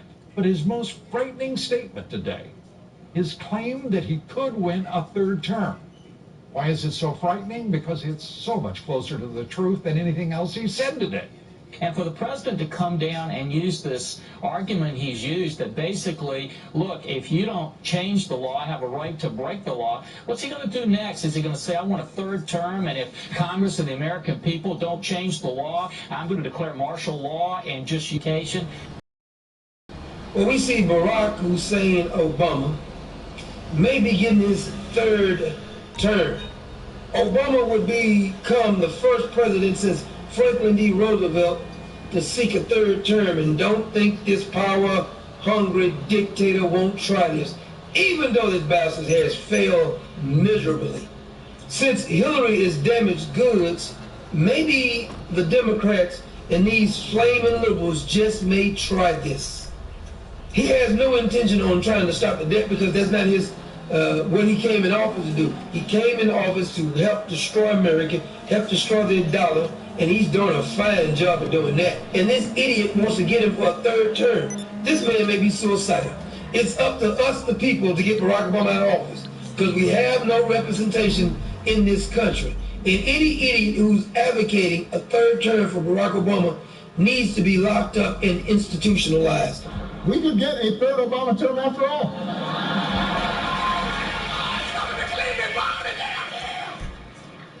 You think I'm joking?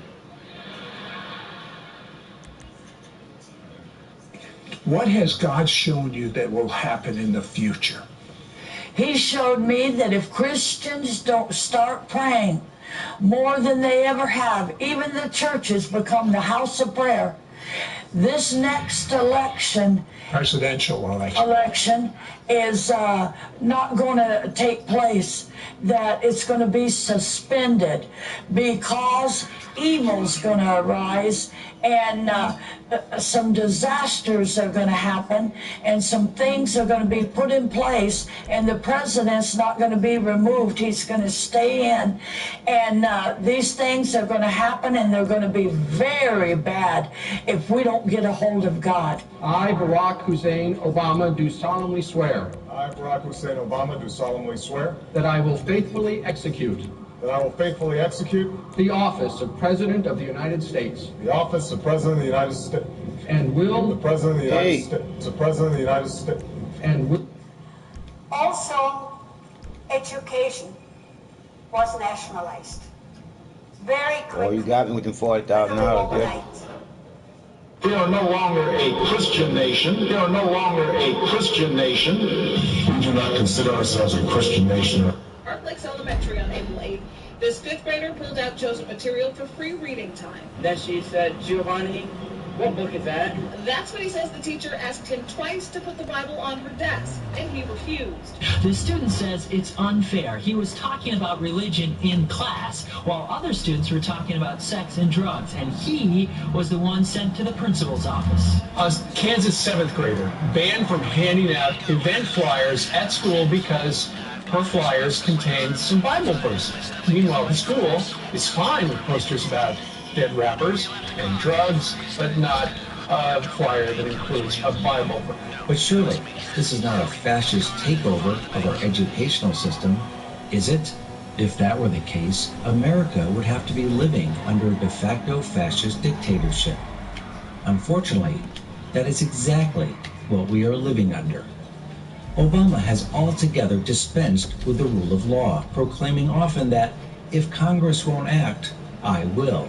Obama has all but dissolved the legislative branch of the United States. We are living under a fascist dictatorship. How then does Common Core fit into the Obama dictatorship? Lenin famously said, "Give me just one generation of youth and I'll transform the whole world." Now let's see what happens to one of Hitler's children. Kindergarten, and little Hans learns the fairy tales of the new order, the new order, the new order. The distortion of this tale has its purpose in molding the young Nazi mind. Hitler becomes Hans's idol. Because Obama, I'm inspired to be the next engineer. Because Obama, I'm inspired to be the next fireman. Because Obama, I'm inspired to be the next architect. Because of Obama, I'm inspired to be the next chemical engineer. Because of Obama, I'm inspired to be the next entrepreneur. Yes, you can. Yes, you can. Yes, you can. Yes, you can. Yes, you can. Yes, you can. Yes, you can. Yes, you can. Obama, please embrace America. Yes, we can. Embrace America. Yes, we can. Take full responsibility for our lives. Yes, we can. Well, some parents of elementary school students in Burlington, New Jersey are outraged to see video of their children singing a Christian spiritual song with the name of Jesus was substituted with President Obama's.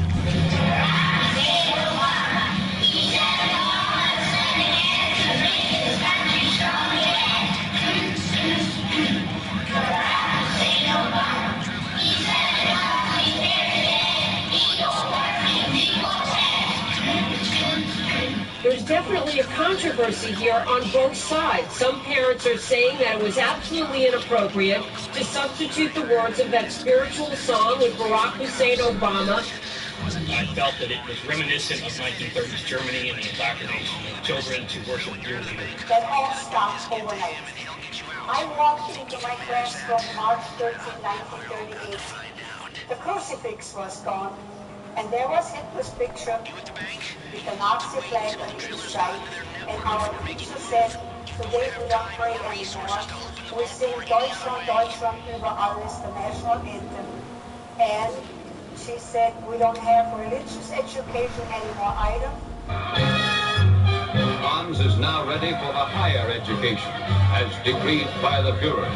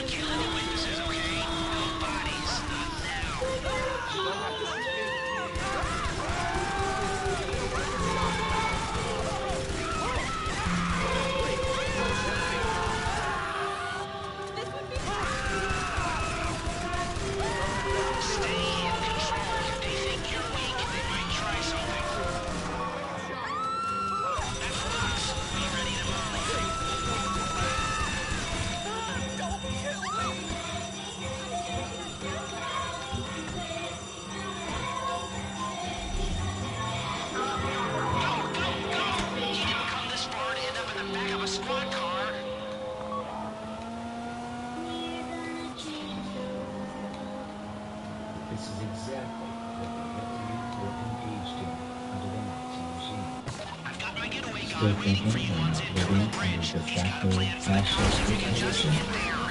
Think again. We also nationalized our healthcare system.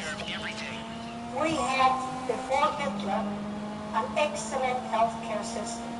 Privately insured, we had good doctors, we had good hospitals, we had a lot of good research. That all stopped. Well, angry town halls are taking an ugly turn with references to so-called Nazi policies and pictures portraying President Obama as Adolf Hitler. Suzanne, have you noticed all the talk about Hitler and healthcare reform lately? Every so often, someone compares the reform plans to Hitler's extermination policies, or brands President Obama or his political allies as Nazis. Why do you continue to support a Nazi policy? As Obama has expressly supported this policy, why are you supporting it? The president's broken healthcare promise becomes labeled the lie of the year. The winner for what they call the lie of the year. First of all, if you've got health insurance, you like your doctor, you like your plan, you can keep your doctor, you can keep your plan. Nobody is talking about taking that away from you. If you like your health care plan, you'll be able to keep your health care plan. Period. If you like your health care plan, you can keep that too. If you like your current insurance, you keep that insurance. Period. Period. Man, what kind of bullshit was that? Was he intentionally misleading? Why the damn thing wouldn't pick the damn car up? Could Hitler's horrible deeds that he did be ready to be repeated? Could that be? Could it be? I have had 3 Jewish bullshit women in their late 80s, all that were Holocaust survivors. One was 5 years old when she personally met Hitler. He came out of the truck, out of his security vehicle, walked up to her, put his hand on her and said, "What a beautiful blonde-haired, blue-eyed Aryan girl." She was Jewish. She accepted the Lord. And these 3 women said to me on 3 different occasions, now this has happened, said, the past 3 years. It's 1933 all over again, and America can't see it. Nazi Party took over the banking system. They took over all regulations. They regulated what you could eat. They regulated the type of table you had to have in a restaurant. They took over the healthcare system. Germany had great healthcare until Hitler socialized. And they went through 15 things. And I can't go through all of those, of course. But they went through, these are women who survived the Holocaust. They went through 15 things that said it would blow your mind. All 15 are happening right now in the United States. We also have doctors who work and will have money. But the government said, on everything, children are paying this money, something accident happens. And we really have to have total control in safety. And we have criminals again. And the only way that we can break the criminal was by the serial number of guns. So we really put it into the police station and we registered our guns. Not long after, they said, no, it didn't help.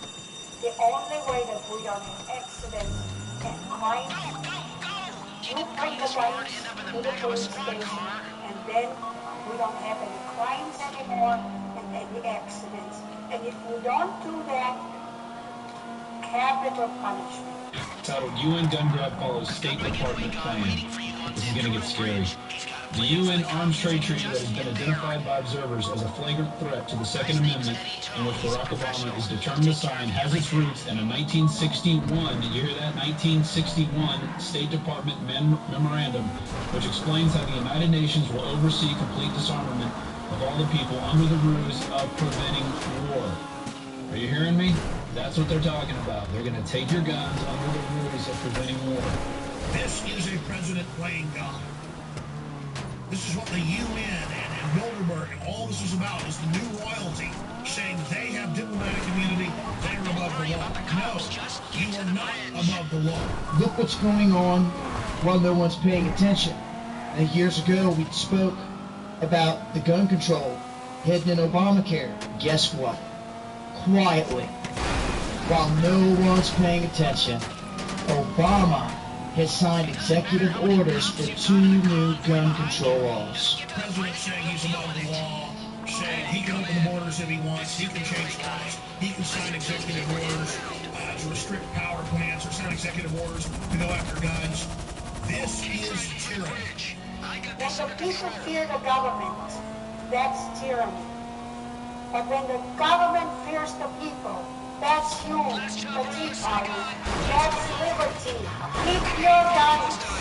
Keep your guns and buy more guns. America is still a Christian nation, no matter what Obama says. I am an optimist. God is still on the throne. But you don't have that much time to take away Americans' guns, declare martial law, and put hardworking Americans in FEMA camps. If you're going to do that, you better get started. You better get started. Yesterday, President Obama signed an executive order claiming the right to incarcerate persons in the Guantanamo Bay military prison for the duration of their natural lives, even after acquittal. You heard that correctly, after acquittal. Following upon President Bush, President Obama has claimed the power to punish people even after a jury has found them not guilty. No Western government has ever claimed the power to do this. Not the King of England, not Hitler, not Stalin, not even the Russian and Chinese communists. President Obama today proposed something new, something called prolonged detention. I have decided we really need camps for adults. Wow.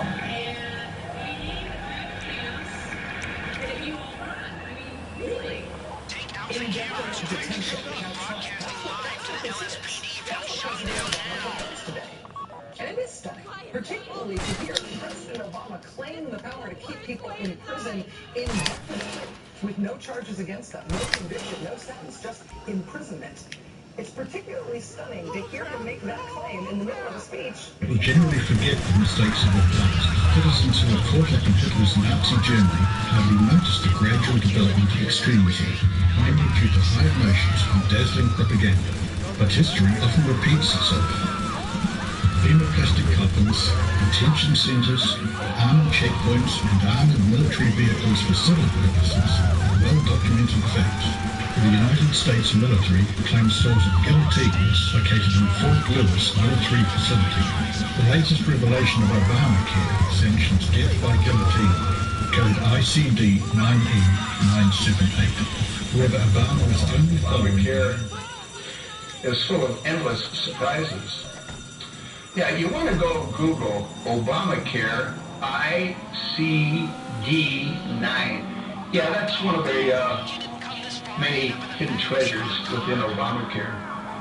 And what ICD-9 is all about, it's the code that confirms execution by beheading. Yeah, that's within Obamacare. That shouldn't come as any kind of a big surprise to anyone, considering that that's what they do in that part of the world. You know, they cut people's heads off. And Obama is in that part of the world. And that's what he's got built into Obamacare. The guillotines show that Obamacare is not about American healthcare. It's about global healthcare. But it's not really healthcare. They've got to have some kind of a political structure so as to be able to kill anybody they want to in any nation on earth. They got to get every person on the planet involved. And healthcare is the best idea that they came up with because everybody's going to need healthcare sooner or later. So the guillotines are in there. And we know that the guillotines is implemented by the World Health Organization, which is international office of the United Nations. So this proves doubly that Obamacare has nothing to do about American health care. It has to do about global health care. They call it a residential center, but it looks a hell of a lot more like a prison to me. Double fences, floodlights, barbed wire to keep people from getting out. Then at the main entrance, railroad tracks, just like Nazi Germany.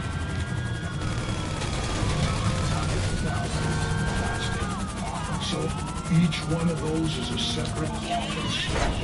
There's probably, what, 20 to 25 per stack.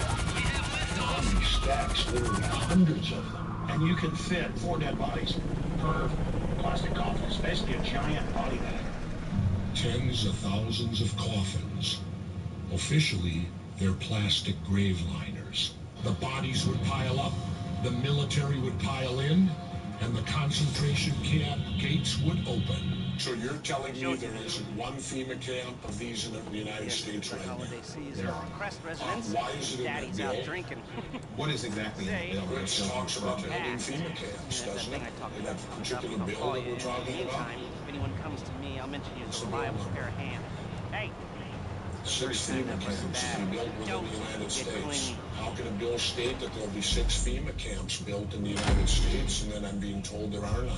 I think those are locations for if there's a disaster like in Katrina. I think that's what it is. It's not any kind of a concentration camp or anything to round up citizens. Well, we have films of children playing on the swings and the slides and stuff, and this one technically falls under Homeland Security. Well, I don't know. I haven't been there, and I don't know who the children are, and the children are probably very happy. Where have we heard that before?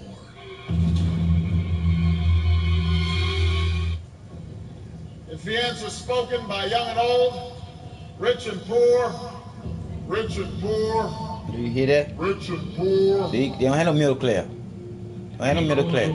It's rich and poor. Great rich and poor, free and bond, to receive a mark in their right hand or in their forehead. Free or in bond. Know that there is the availability now is to have everybody do away with everybody's health care, put you on government health care, and put a chip. It's called a health care chip with all your information in your right hand, because all the scanners will be right-handed scanners.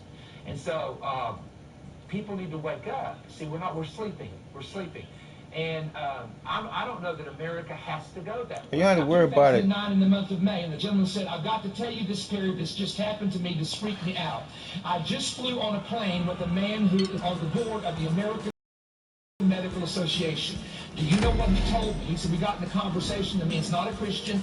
He said that the Obama administration was going to force health care in because they have a chip that's going to right hand or the forehead of everybody taking the healthcare system. The mark of the beast. So many people talk about this being biblical, prophetic, and many people realize that it will probably come in the form of an RFID chip. I want to show you what it states in this bill. And this is what they've already passed, guys. This is what they've already passed underneath of our noses while no one's paying attention. They have passed the mark of the beast legally. All they have to do is get it in you. This has been hidden in this healthcare, Obamacare bill this whole time. And they have passed all of these smaller bills along the way while no one has been paying attention. Wow. This is an urgent warning for everyone out there. Everyone out there that believes that this mark and this tracking system is coming, whether you believe it's biblical or not. It's in my belief, whether you believe in religion or not, it should not stop you from believing the fact that this government wants to tag you and track you. I'm glad you know. You ain't even know that you're on my show, and it's real. Asshole. And it's right here in front of you. This is all the evidence you will ever need to know that it's already implemented. All we are waiting for is the Antichrist. This is the most famous chapter in the whole Bible, Revelation 13, about the Antichrist. Now, in verse 16 to 18 is talking about the mark of the beast. I'm talking about the tattoo. I'm talking about the radio frequency identification tag, the device of the Obamacare bill. Yes, people are asking me all over the world. They're saying, Daryl, is the mark of the beast, is the Antichrist tracking device inside the Obamacare bill? And I say, yes. Did you hear me? Yes. Obama is the Antichrist. The Obamacare bill is the mark of the beast health care bill. Obama has been chosen to be the dictator over the world, to reign over a one world government, and a one world currency. So this healthcare Obamacare bill is the foundation to ruling the world. Hitler had healthcare for everybody. Oh, and how did that work out for everybody? Now look at this. And he, Revelation 13:16, Obama causes all, whether you like it or not, makes all people, both small and great, rich and poor, free and bond. This is all people on the planet. This is Obama's Obamacare to spread to the planet. This is what he's planning, and this is what's in the bill now. The Obamacare bill, where it states that you and every American and eventually the whole world will be microchipped, will be tracked by some sort of implantable radio frequency device, whether it's a microchip or whether it's an ink. This is the Obamacare bill. Obama has now fulfilled the scriptures in Revelation 13, verses 16 through 18 and other scriptures, where he is now, as the Antichrist, passed a bill. It's to microchip and to cause everybody that takes the mark of the beast to be damned eternally. The Bible says if you take the mark of the beast, you will be worshiping Obama and the devil, the fallen angel Lucifer, and you will be foreverly and eternally damned to hell. Don't take the mark. You're better off to get your head chopped off. What? Head chopped off? Did you know that the guillotines are now ready and prepared around the world? In America, military bases on the FEMA camps, they have guillotines waiting for those who refuse the mark of the beast. FEMA camps, coffins, FEMA camp guillotines, and you'll go see all the black coffins ready for the people that refuse the mark of the beast, and the guillotines are ready to chop your head off. Yes, it's already in place. The FEMA camps, the concentration camps, over 600 of them are just here in America, but also around the world. And he's going to, the Bible says, cause every person.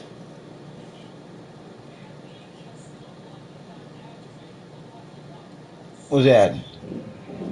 What's that? What's that?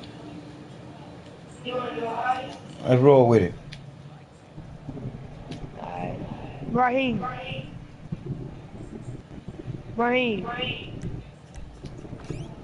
How many times you gonna send me an invite, son? I'm done sending you an invite. You just sent me. I came in the one you just sent me, and then another one just popped up. Another one just popped up. I don't know why they doing it. I don't know why my sister do it. What the free? This nigga better give me money.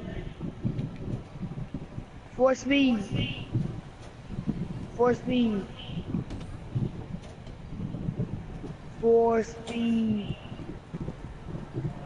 You got the Pacific Standard High? Yeah.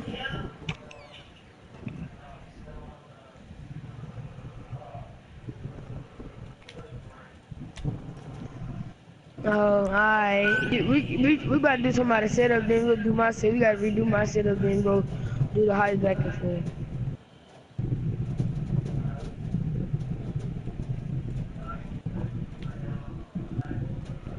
Yeah. Raheem. Nigga talk.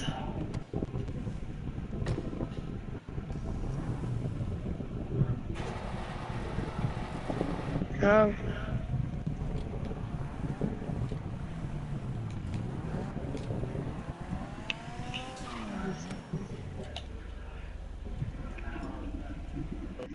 How much you got?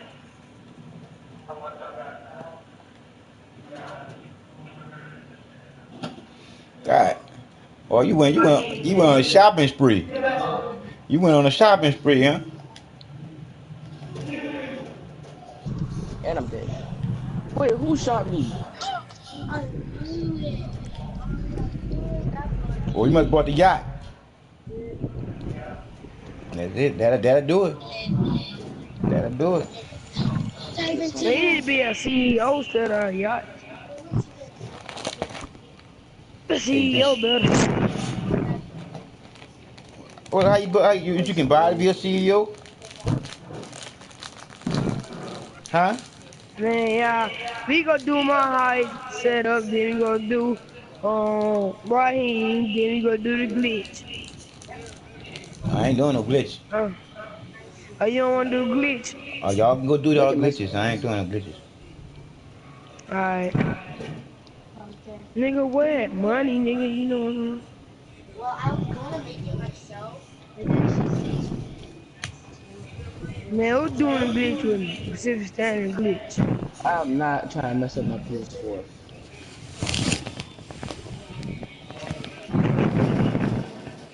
Why is the PS4? I mean, the Rockstar service is down? Oh shoot. Let me see them.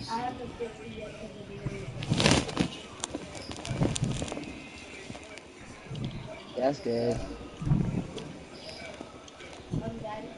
Who ain't trying to do the blitz? Me neither. I said, when are you coming home? Hold on, I'll be right back. Nah, you ain't just about to sit there and try to get some money now. You don't work like that, buddy boy. Either you do it, you get caught with it, you can see it will cut your account off. Okay, I know what I'm doing. I ain't gonna get caught with this. The point, if it ain't no snitches, I ain't get caught with it. You feel me? Look at you. You know how many accounts you done did so far, son? A lot. Thank you. Don't you think you should get tired of cheating? Who? Not the owl. Oh, cheat. Come on, man. Anytime you do any type of glitch, man, that's a cheat, man. You ain't gaining the money the right way, doing the wrong thing, killing the motherfucking people. I'm here doing the right way. What you talking about? See, that's what I'm saying. Because this game is the wrong way. Any type of way of doing it is the right way when you come down to this game being the wrong way, any kind of way you look at it. No, it's not.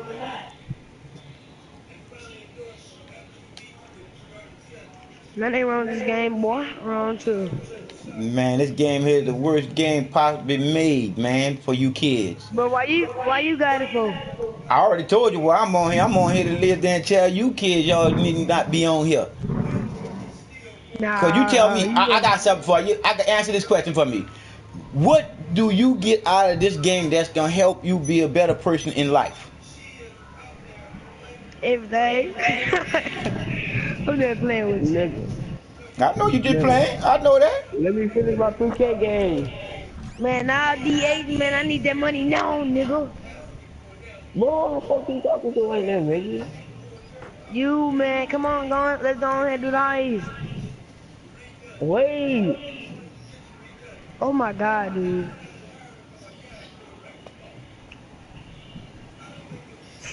What's so fun about 2K, man? My part really just the only thing fun. The others was boring.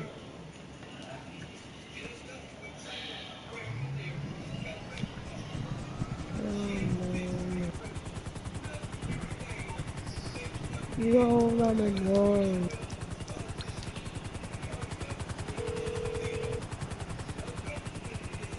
Hello, this is Pegasus Lifestyle Management. How can I help? Thank you, sir. Your spectacular aircraft is now ready for you at our nearest airfield. What we trying to do my setup, dude?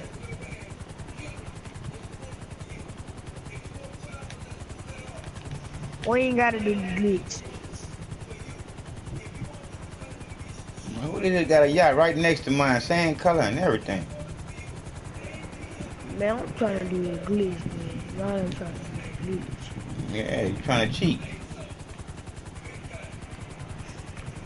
Nigga, that's why this game supposed to be cheat. You supposed to cheat. I know you're supposed to do anything that's not out of the ordinary. Anything that you can do, anything possible that's wrong, do that. Yeah, that's what this game is. Yeah, that's right. Anything that's possibly wrong, do that. I know.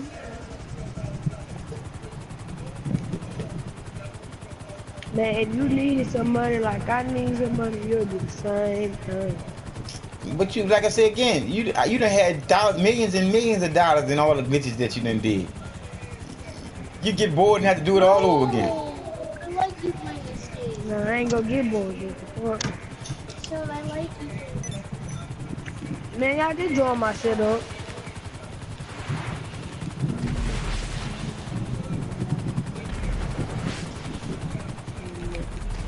Dude, what is this dude? Is he crazy? I can kill you anytime I want to, bro. But no, you can't. I like that. I could have started shooting anytime I wanted and killed you. But I don't do that. Cause I'm not gonna start the circle. Whoever that was, that must have been you. That was you. I like that. But I'm not so I ain't never fired my gun 9 times, but I dodged all your rockets. Until that last one. Y'all garbage. That's why I said y'all kids shouldn't be on this game. Y'all garbage. Y'all garbage. See, cause a real, see, that's why I say y'all kids shouldn't be on this game. Cause a real man will lay up there and say, "I'm coming to get you," and I'd have prepared for you, and you'd have been dead. But like, even when I just saw you, I could have killed you. But I'm like, this here, why start a circle between me and you? I don't work like that, Lil Daddy. No, Lil Daddy. Why you call me that, bro? Yeah, I'm gonna call you that now, cause the Lil Daddy shit you just did, like a Lil Mama. Nah. That was Lil Mama shit. No. That was Lil Mama shit, Lil Mama. Lil Mama. Lil Mama. Lil Mama. Thank you, Lil Mama.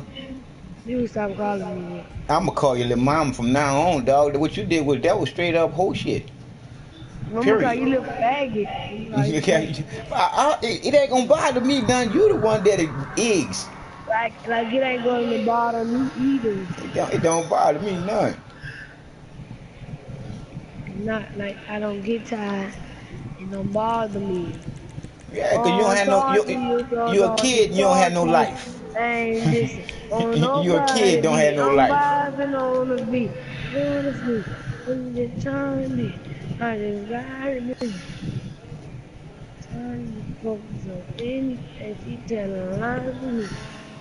Lies about my picket ring. She love my diamond. Anyway, I'm married to the game.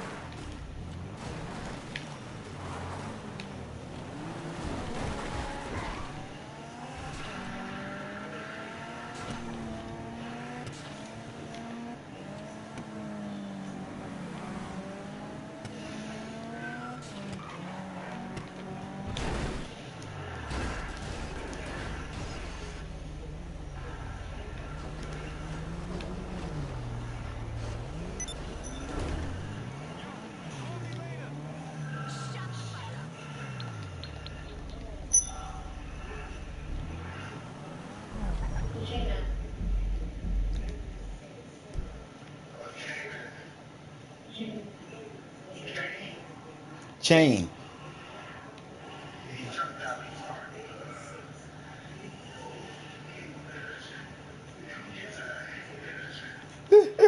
He's still on there, I think.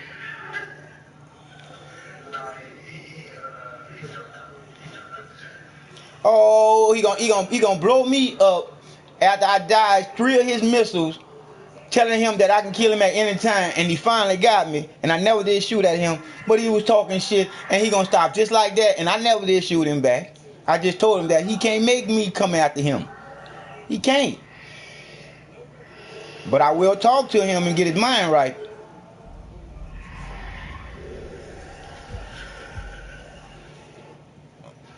Or you see, he don't want to go to Dungeons with me because all I want him to do is be a little kid. Stop trying to be like me.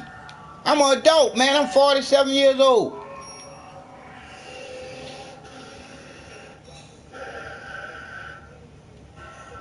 And the only reason why I'm on here, man, is because of them kids that's on here, bruh. They out of control, bruh.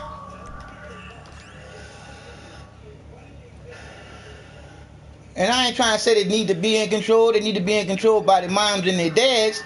Because right now, they don't have no control over their life. So if they on this game here not doing it right, how the fuck you think they gonna do it right in real life? Come on, man. This game is some bullshit when it come down to the kids' mind not being developed enough to be on this game. Anytime you kill somebody right after they help you get a mission and get money, that shit don't make no sense. I just help you get money. It is what it is. Nobody like the truth nowadays.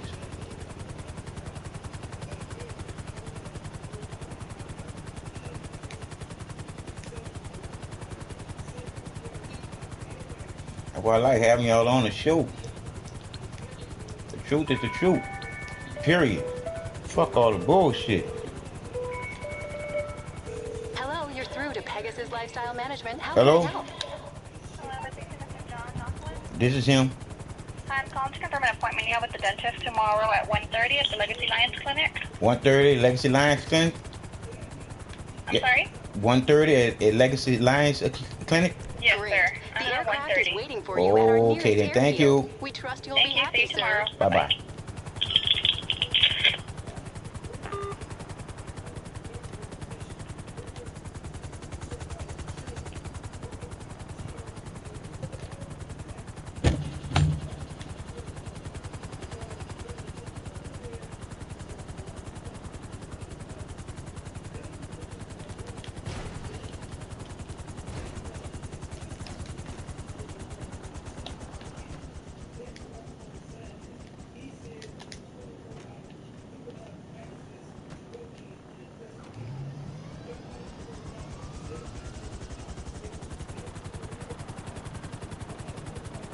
That's who that was. Had a ship right by mine. That was him.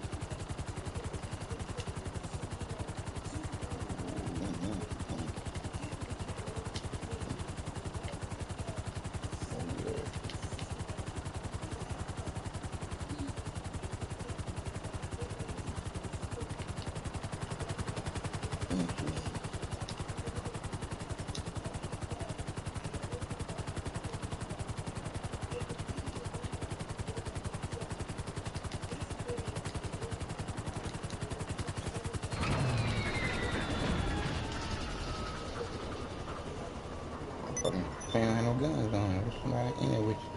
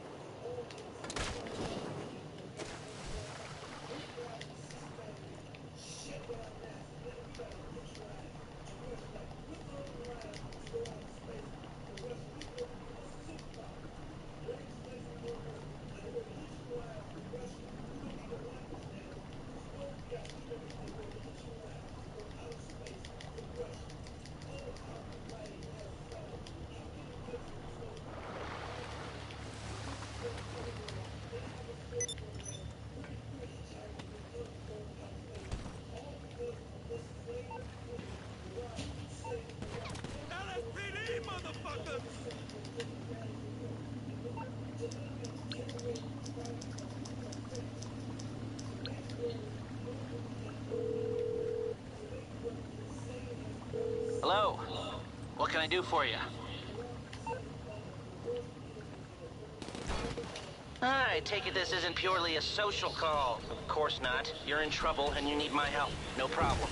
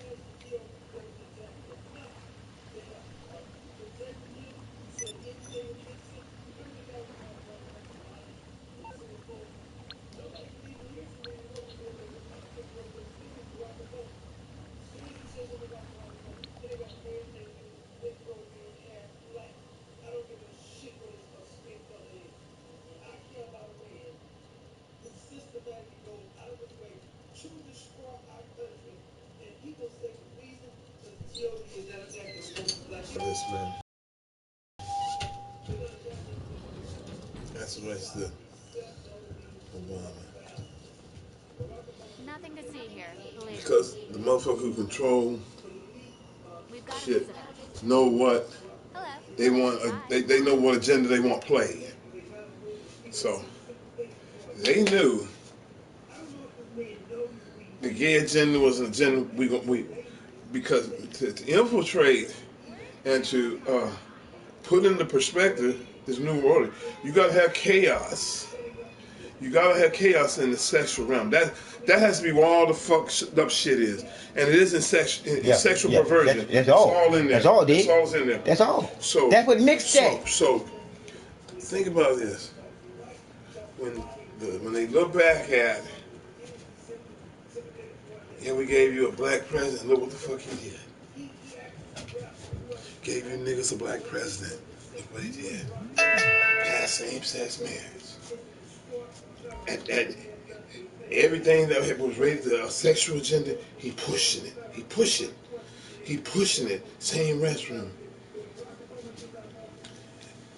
But what did he do for the folks that was voting for him 90-something%? You still in the same condition after him. And you still defend his fuckery. And they hit for another thought. Why had so much shit run through my head on this motherfucker? I was sitting there thinking, I said, man, he was the perfect plant. They planned him coming in so perfect because they knew the chaos that was gonna be up in the corporate sector. So we don't have them bail them motherfuckers out. Who bailed them motherfuckers out? The motherfucker with the money bailed them out. Taxpayers ain't bailing motherfucker out. Funding was coming from somewhere. You just bailing out GMAC, General Motors. You bailed all banks. You bailed out insurance companies. You just bailing out motherfuckers. And he caught all that. He did that shit. The financial motherfuckers back him. He knew that shit was gonna get handled. No, that was no problem. They already promised. Your motherfucking job is the gay agenda. We don't let you get all this other shit. That's gonna be good. Now when you go, once you get firmly entrenched in there, you go after that same-sex bill. We need to push that. We gotta get same-sex marriage. Even though that motherfucker said he was for the traditional family value when he came into office, he didn't change his tune on same-sex till after he got in that motherfucker. Because when he first got in and he was talking, he talked about same values. You know, he talked about the traditional value of man and wife. That's what he said.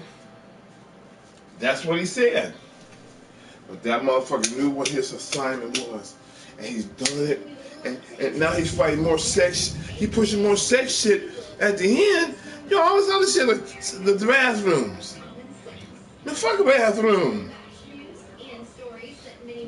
Hey, I'm like you said. You know me, I don't engage in that religious bullshit. But when they did this here, gave me chill bump. I'm about to show it to you right now. So you can check it out for yourself.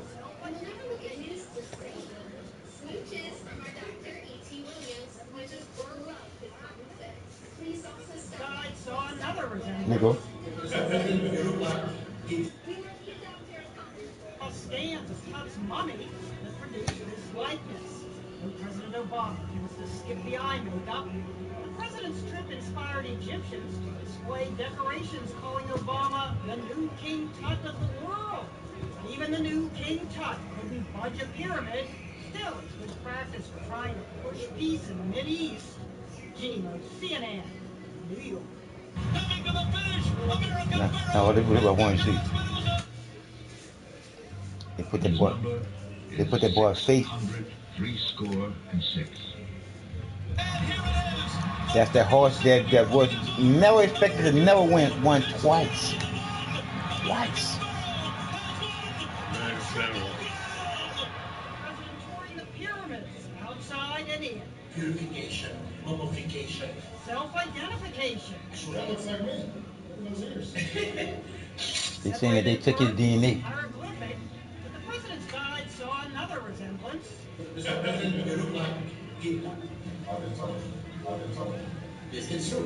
He should know about King Tut. Dr. Zahi Hawass oversaw scans of Tut's mummy. You hear that? His likeness. No President Obama tends to skip the eye makeup. The president's trip inspired Egyptians to display decorations calling Obama the new King Tut of the world. But even the new King Tut couldn't budge a pyramid. Still, it's good practice for trying to push peace in the Mideast. Now they about to show it with the horse again. Now, and after they show the horse, they're gonna show him again. They're gonna say something about DNA. And you just said this was a plan from day fucking one. Wouldn't that be day one? Wouldn't that be day one?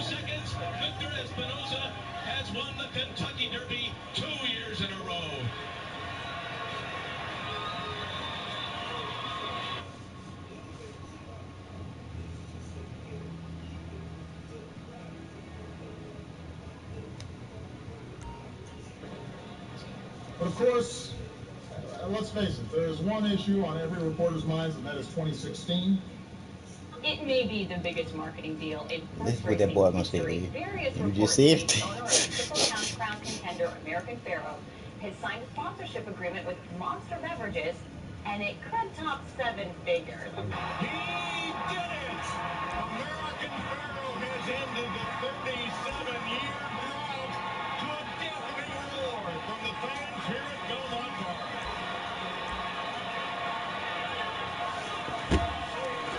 We could get a third of our Again, listen to him. Got my hand shaking, Dave. Got my hand shaking. Why? What you about to say? Some of you may not know this, but the letters each have a numerical value to it. And this is due to a system that was used to denote dates in the Hebrew calendar. Now we're going to focus on the letter with the numerical value of 6, Vav, which is the equivalent to our W in English. With this bit of information, we can conclude that Vav, Vav, Vav, or 666, is also WWW. Here's another thing. Here's Monster Energy Drink, which clearly has the Vav, Vav, Vav, and their slogan is Unleash the Beast. Yeah, don't they? 666, the Beast of Revelation. Now, what does this have to do with Obama? Back in 2012, Obama visited Ground Zero and signed one of the construction beams from this soon-to-be Freedom Tower.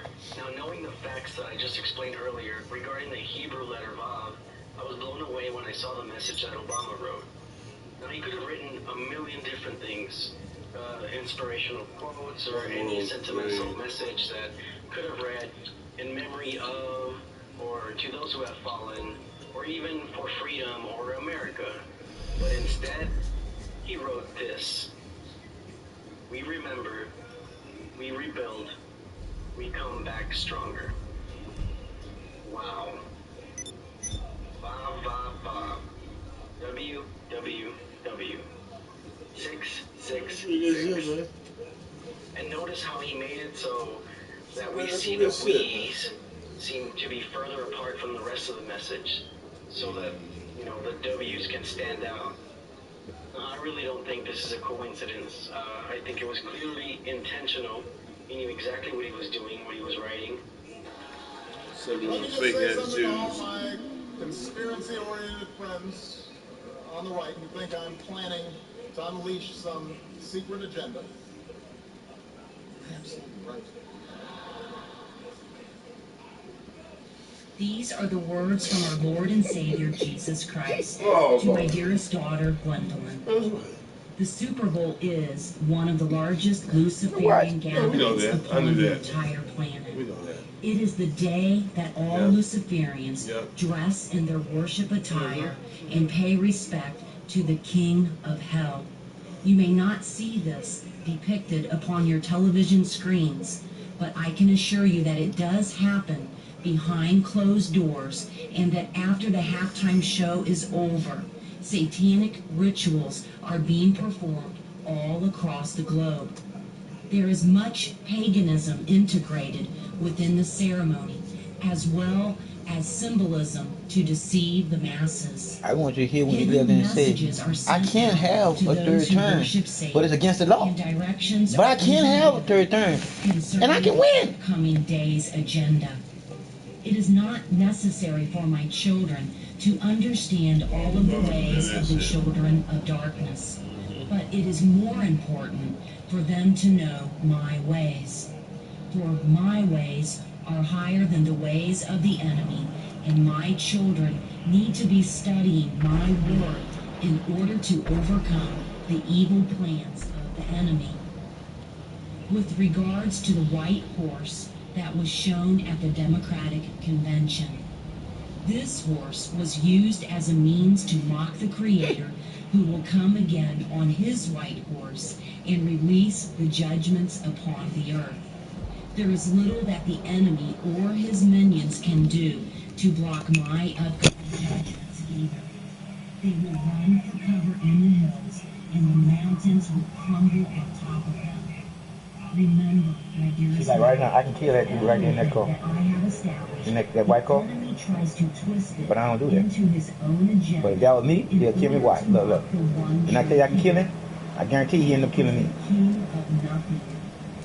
As soon as he see me. So I saw him already. For 1,000 years. He has no true king. The problem I have with any story that comes into a white person telling me about my Lord and Savior Jesus Christ, using Jesus as his name, you know, so that means that's Roman Greco, that's English, that's Greek, that's all that bullshit that's coming straight out. Let me tell you something. Let me tell you something deep. Because that's why the scripture said believers. And it didn't say Christians. It never said. Matter of fact, the Bible's not even a Christian book. When you think about it, it was. The New Testament is for pagans. It's for people that the Gentiles. The Gentiles, black folks in the Bible. You was either Ishmaelite, or you was either a Hebrew, or you was an Ishmaelite. That's what was going. And see what happened. The white Caucasoid had a problem with how the blacks was going around dominating shit. Whether they were Hebrew or whether they motherfucking Ishmaelites. And they call it everything bad was black. You know, the Canaanites, every black race in the Bible was bad. None of them was good. Based on what the European interpretation. Oh, what? I mean, I'm just saying, man. Sometimes because they don't talk the Old Testament at all. When you listen to the average white dude today, if he got a successful church, he talking New Testament, period. New Testament, New Testament, New Testament. Because he Gentiles who became Christians. Gentiles became Christians. Those true Hebrews that knew Christ, they ain't changed.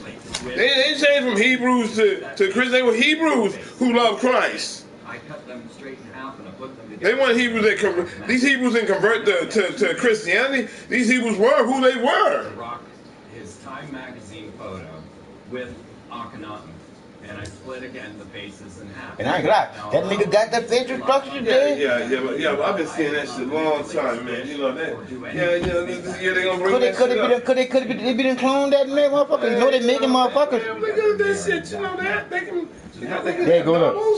This ain't what Obama's plan is. That's what when you said that, Come on, man. We saw this shit. If the Rothschilds is backing you, what you could do? If the Rothschilds is backing you, John, you can do any fucking thing you want. If you follow the orders, he could get a third term. If the Rothschilds say give him a third term, he get a third term. What they gonna fucking do? Because no one sat down and talked to his mom. Do you hear anybody? Does anybody dispute him with? Look at the Republicans. They sat up there for 8 years, and they let them up. They didn't work with him. They let him pass what the fuck he wanted to let pass. And other shit, they threw up the false motherfucking bullshit. They politely said, if he wanted to go through, it went through. They told us that. They told us that. For the sake of the public, they showed a few things we gonna have to block. Right. But the main shit they're here for, we gonna let him get his shit. And we ain't gonna fuck with him. We gonna fuck fuck with nobody's birth certificate. We're not gonna fuck with none of that shit. And the Rothschilds like, see, if you pull a string, you pull everybody's string. And everybody playing up in that game, they just playing games, and motherfuckers sitting up, oh, Trump is this, Trump is that. Trump ain't shit, Bernie ain't shit, Hillary ain't shit. We don't have a motherfucking thing really to look at except ourselves. Watch it, Dave. This is the message that we need to look at our motherfucking selves and analyze ourselves and say, hey man, you can't depend on any of these motherfuckers. But if you gotta choose a motherfucker, you motherfuckers say, cause I ain't voting in the fucking process. I don't believe in none of them. I will not vote. I don't believe in none of these motherfuckers. Part of our brain that. I don't believe in none of these motherfuckers. And since I become aware, I'm just saying, I just see the bullshit law of that motherfucker, and I can. He thought, man, you better listen to what people say. You motherfuckers be being a motherfucking loud. They don't listen to the language. I pay attention to the language, man. I listen to what motherfuckers say. Nigga, they in La La Land, Dave. Why I say they in La La Land? Dave, I'm like this here. When you came in here and you said that after I had saw this, you say it's from day fucking one. It was a plan. Yeah, cause he was a plan. He was. But you can't tell no mainstream motherfucker that. You can't tell your elders that are into he black and he all right. We gonna give him a pass. Fuck it. He just good some white boys. He don't know what's in white boys. That's what everybody go. He don't know what's in white boys. And that's what they do. Because all the shit is sin. If it's sin, killing is killing. Homosexuality is all of it sin. Because it ain't no change, no different to the creator. It's all bullshit. Because what the dude said before we saw. He said ain't nobody talk to his real daddy. Ain't nobody talk to his real mama. Ain't nobody really talk to none of these people. They all died when he got up in that motherfucker, so no information could get leaked. Well, it ain't just all of a sudden, everybody just dying. Dave. The people that they could have talked to, they were told the truth. He buried Sotero, all that shit. Isn't it amazing? You can't talk to nobody alive. And anybody that knew him, that really know him, they keep them hush-hush. No, they do, Dave. Not the white woman that came over with that dude last week. Wait. You saw her. She spilled it, Dave. But she was non-significant around the time when he was coming out and nobody wanted nothing. That motherfucker, but I'm saying, like dudes, the gay dudes. Like when you just somewhat regular, come forth. Yeah. They don't care. Cause look at her. Because that look like somebody trying to come and get paid. And she probably will get paid. Like I said, Dave, but you saw her. She looked like that person that. Well, I mean, y'all never female. You see? Women raise families. They don't want that kind of bullshit. Now she had an age, well, her heart fucking with her. You dig? Her heart fucking with her. Because she should have spoke up then. You dig? How they change the president's name? You dig what I'm saying, dog? Man, that's a crooked ass fucking system, dog. Man, come on, man. Woo. I mean, if you politicians, they tricksters. All they do is they deal with policy and procedure. Policy. They set policy. They set policies and laws. That's all them motherfuckers do. They govern in your mentality. The government. We govern you motherfuckers. We tell you motherfuckers to do. This is what you got to believe. Fuck it. We don't give a fuck who you motherfuckers like out there as president. This is who we want. They laid up. Fuck it. You know, then the powers that be will gang up and filibuster on Trump, and Trump won't be able to do shit. They, the guy, like I said, the one that I hate that is white people that revealing their own shit on their own people. That's what they do, and that's why they all pissed off, because they gotta give them shit now. If somebody looks different or sounds different, that there's a part of us that is. I want to show you. Here is the exact same thing in the head of Akhenaten. I mean, that's why I'm about to say you're a reptilian part. Absolutely, 100%. When the Lord showed me in front of clay, yes, he is a clone. Here's the. I ain't saying that, though. I ain't saying you're a clone, because they show me as a little boy. They show me as a little boy.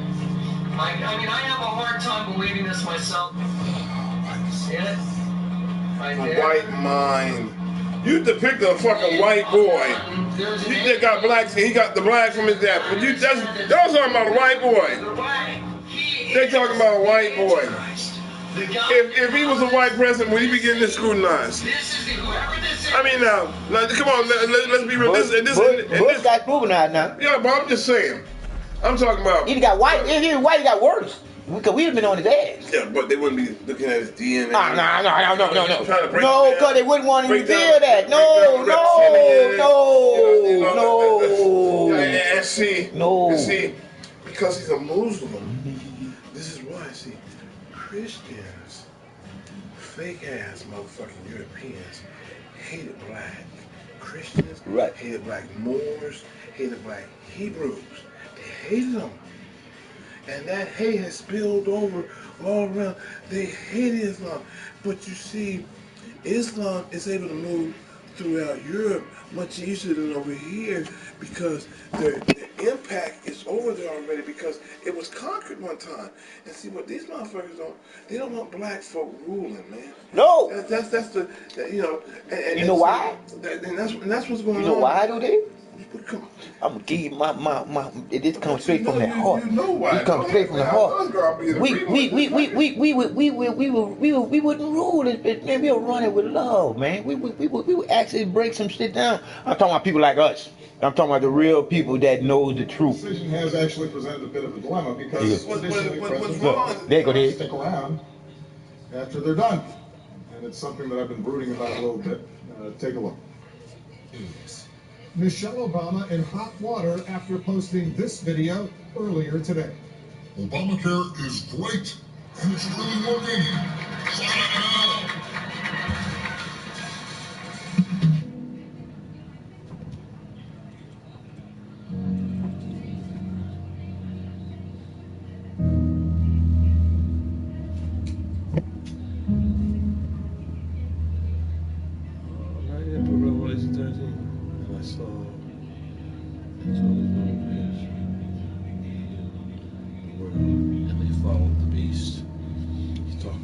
Revelation 13:3. They got Obama there, but this is what but this is what technology can do now. Put it together. They can paint a picture. Right. You gotta use your own common sense.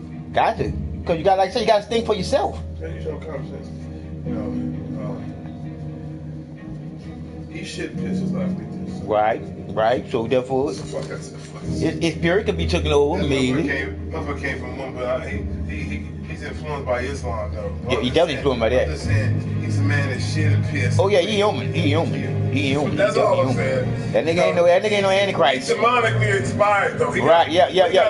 But I mean, see, that's the whole thing about Islam. You just were saying, we ran peace. See, that's the whole thing, man. It's so tainted now, man. You gotta have a balance, man. You got that peace.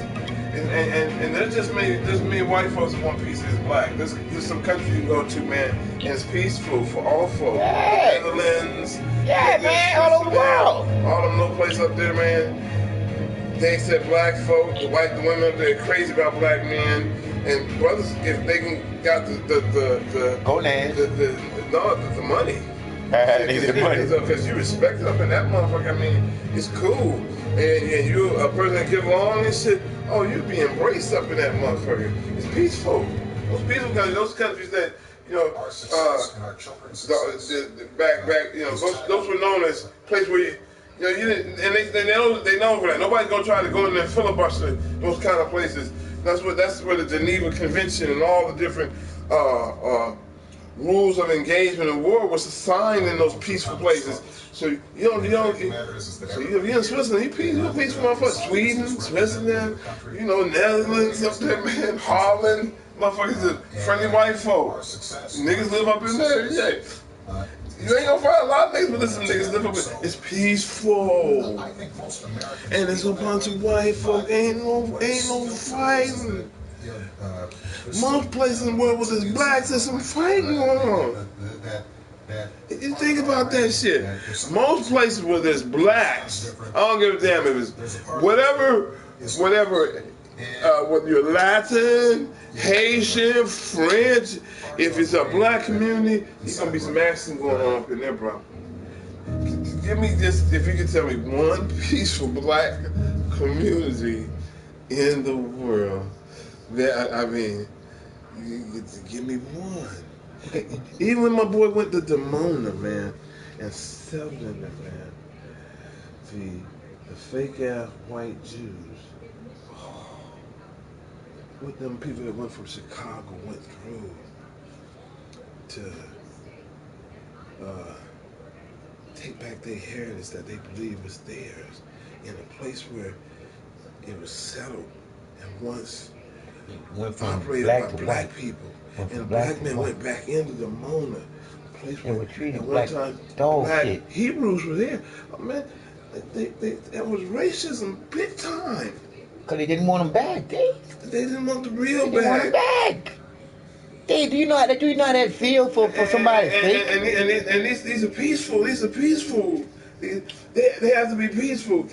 But I mean, you know, it's sad, Yeah, man, when the place where origin was, because like I said, when Rome came in to what they called Israel, all those places that was northeast Africa, they came in and raided and pillared and killed, ran all those Hebrews into all parts of Africa, man. And like the dude said, he said, when Rome went in, he said, with black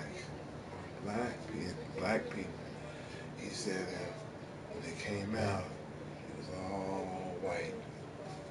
See, like I say, the niggas left their black, they came back white. Europeans came into Cossack, what we call the Cossack Jews, because they came from the Cossack mountains up the right border in Russia. Murdered, yeah, bro. They acted donkey. You know, like gypsies. Yeah, but they acted and donkey. They came in, and of course, what's left there, the religious relics of the worship. Us, yeah. So like they took their bits and pieces out that they wanted. What they did, like the stars, they have like a lamp, and it was the Hebrews had 7 stars or candles on it. Them fake ass Jews had 8, just to change it to where it is what they worship today. They took the Hebrew stuff. Yeah. They took on twisted everything and twisted it. And then instead of being an Israelite, Lite, the Israelis, the ones that the Israelis. Change everybody's names. Change everybody's Not names. Israelites. Change your name. That's the black. Change your name. Change the name. That's the blacks of our heritage. And some people that reclaim that heritage and know the truth and reclaim it, and there's the Moors too. This is the Moors are gonna be they're Islam. And then the Hebrews. Then they had somebody. But see, the Moors were the first power. But hold on, they had somebody that was over the Moors, because it was the halves, or something. Some shit about all the names come from the Hebrew doctrine, and it was saying that the ones before the Moors, because the Moors sold out those before they were sold out. Okay. But I can't go that deep down in that shit. Yeah, but I mean, but that's what I said. Hebrews claimed first, but the Moors. That's one Hebrews when they talk about this. Then the Moors conquering. Yeah, because their history, the Moors' history is being a conqueror. Being found now. Right, because they was a conqueror at first. They was like Rome. They were world power, but they was not recognized. No, they wasn't recognized. They wasn't recognized. See, because even if you want, because they said that the white man was the one that was colonizing shit. If you want to really take it to another level, nobody really had the power with Genghis Khan. Right. Genghis Khan, man, had, all those Chinese, he had armies that would swarm you. They said when you see Genghis Khan coming, it's like a swarm. So all you can say is this. You would just see a black coming to get your ass. It wasn't on that side. And they said, but they didn't recognize him as a power. Mm-hmm. Because that was a different form of carbonated, melanated man. Yeah, bro. And it was no whole nother era. Shit, but I'm just saying, but we know Moors, the records, because they conquered. See the Moors came during more of a modern era where they was buried. Mm-hmm. They came before 1492, and you're talking the 1200s and up. And right when shit, we're not in AD no more. We're not in BC no more. We're in AD after death. We know that this is of the Messiah.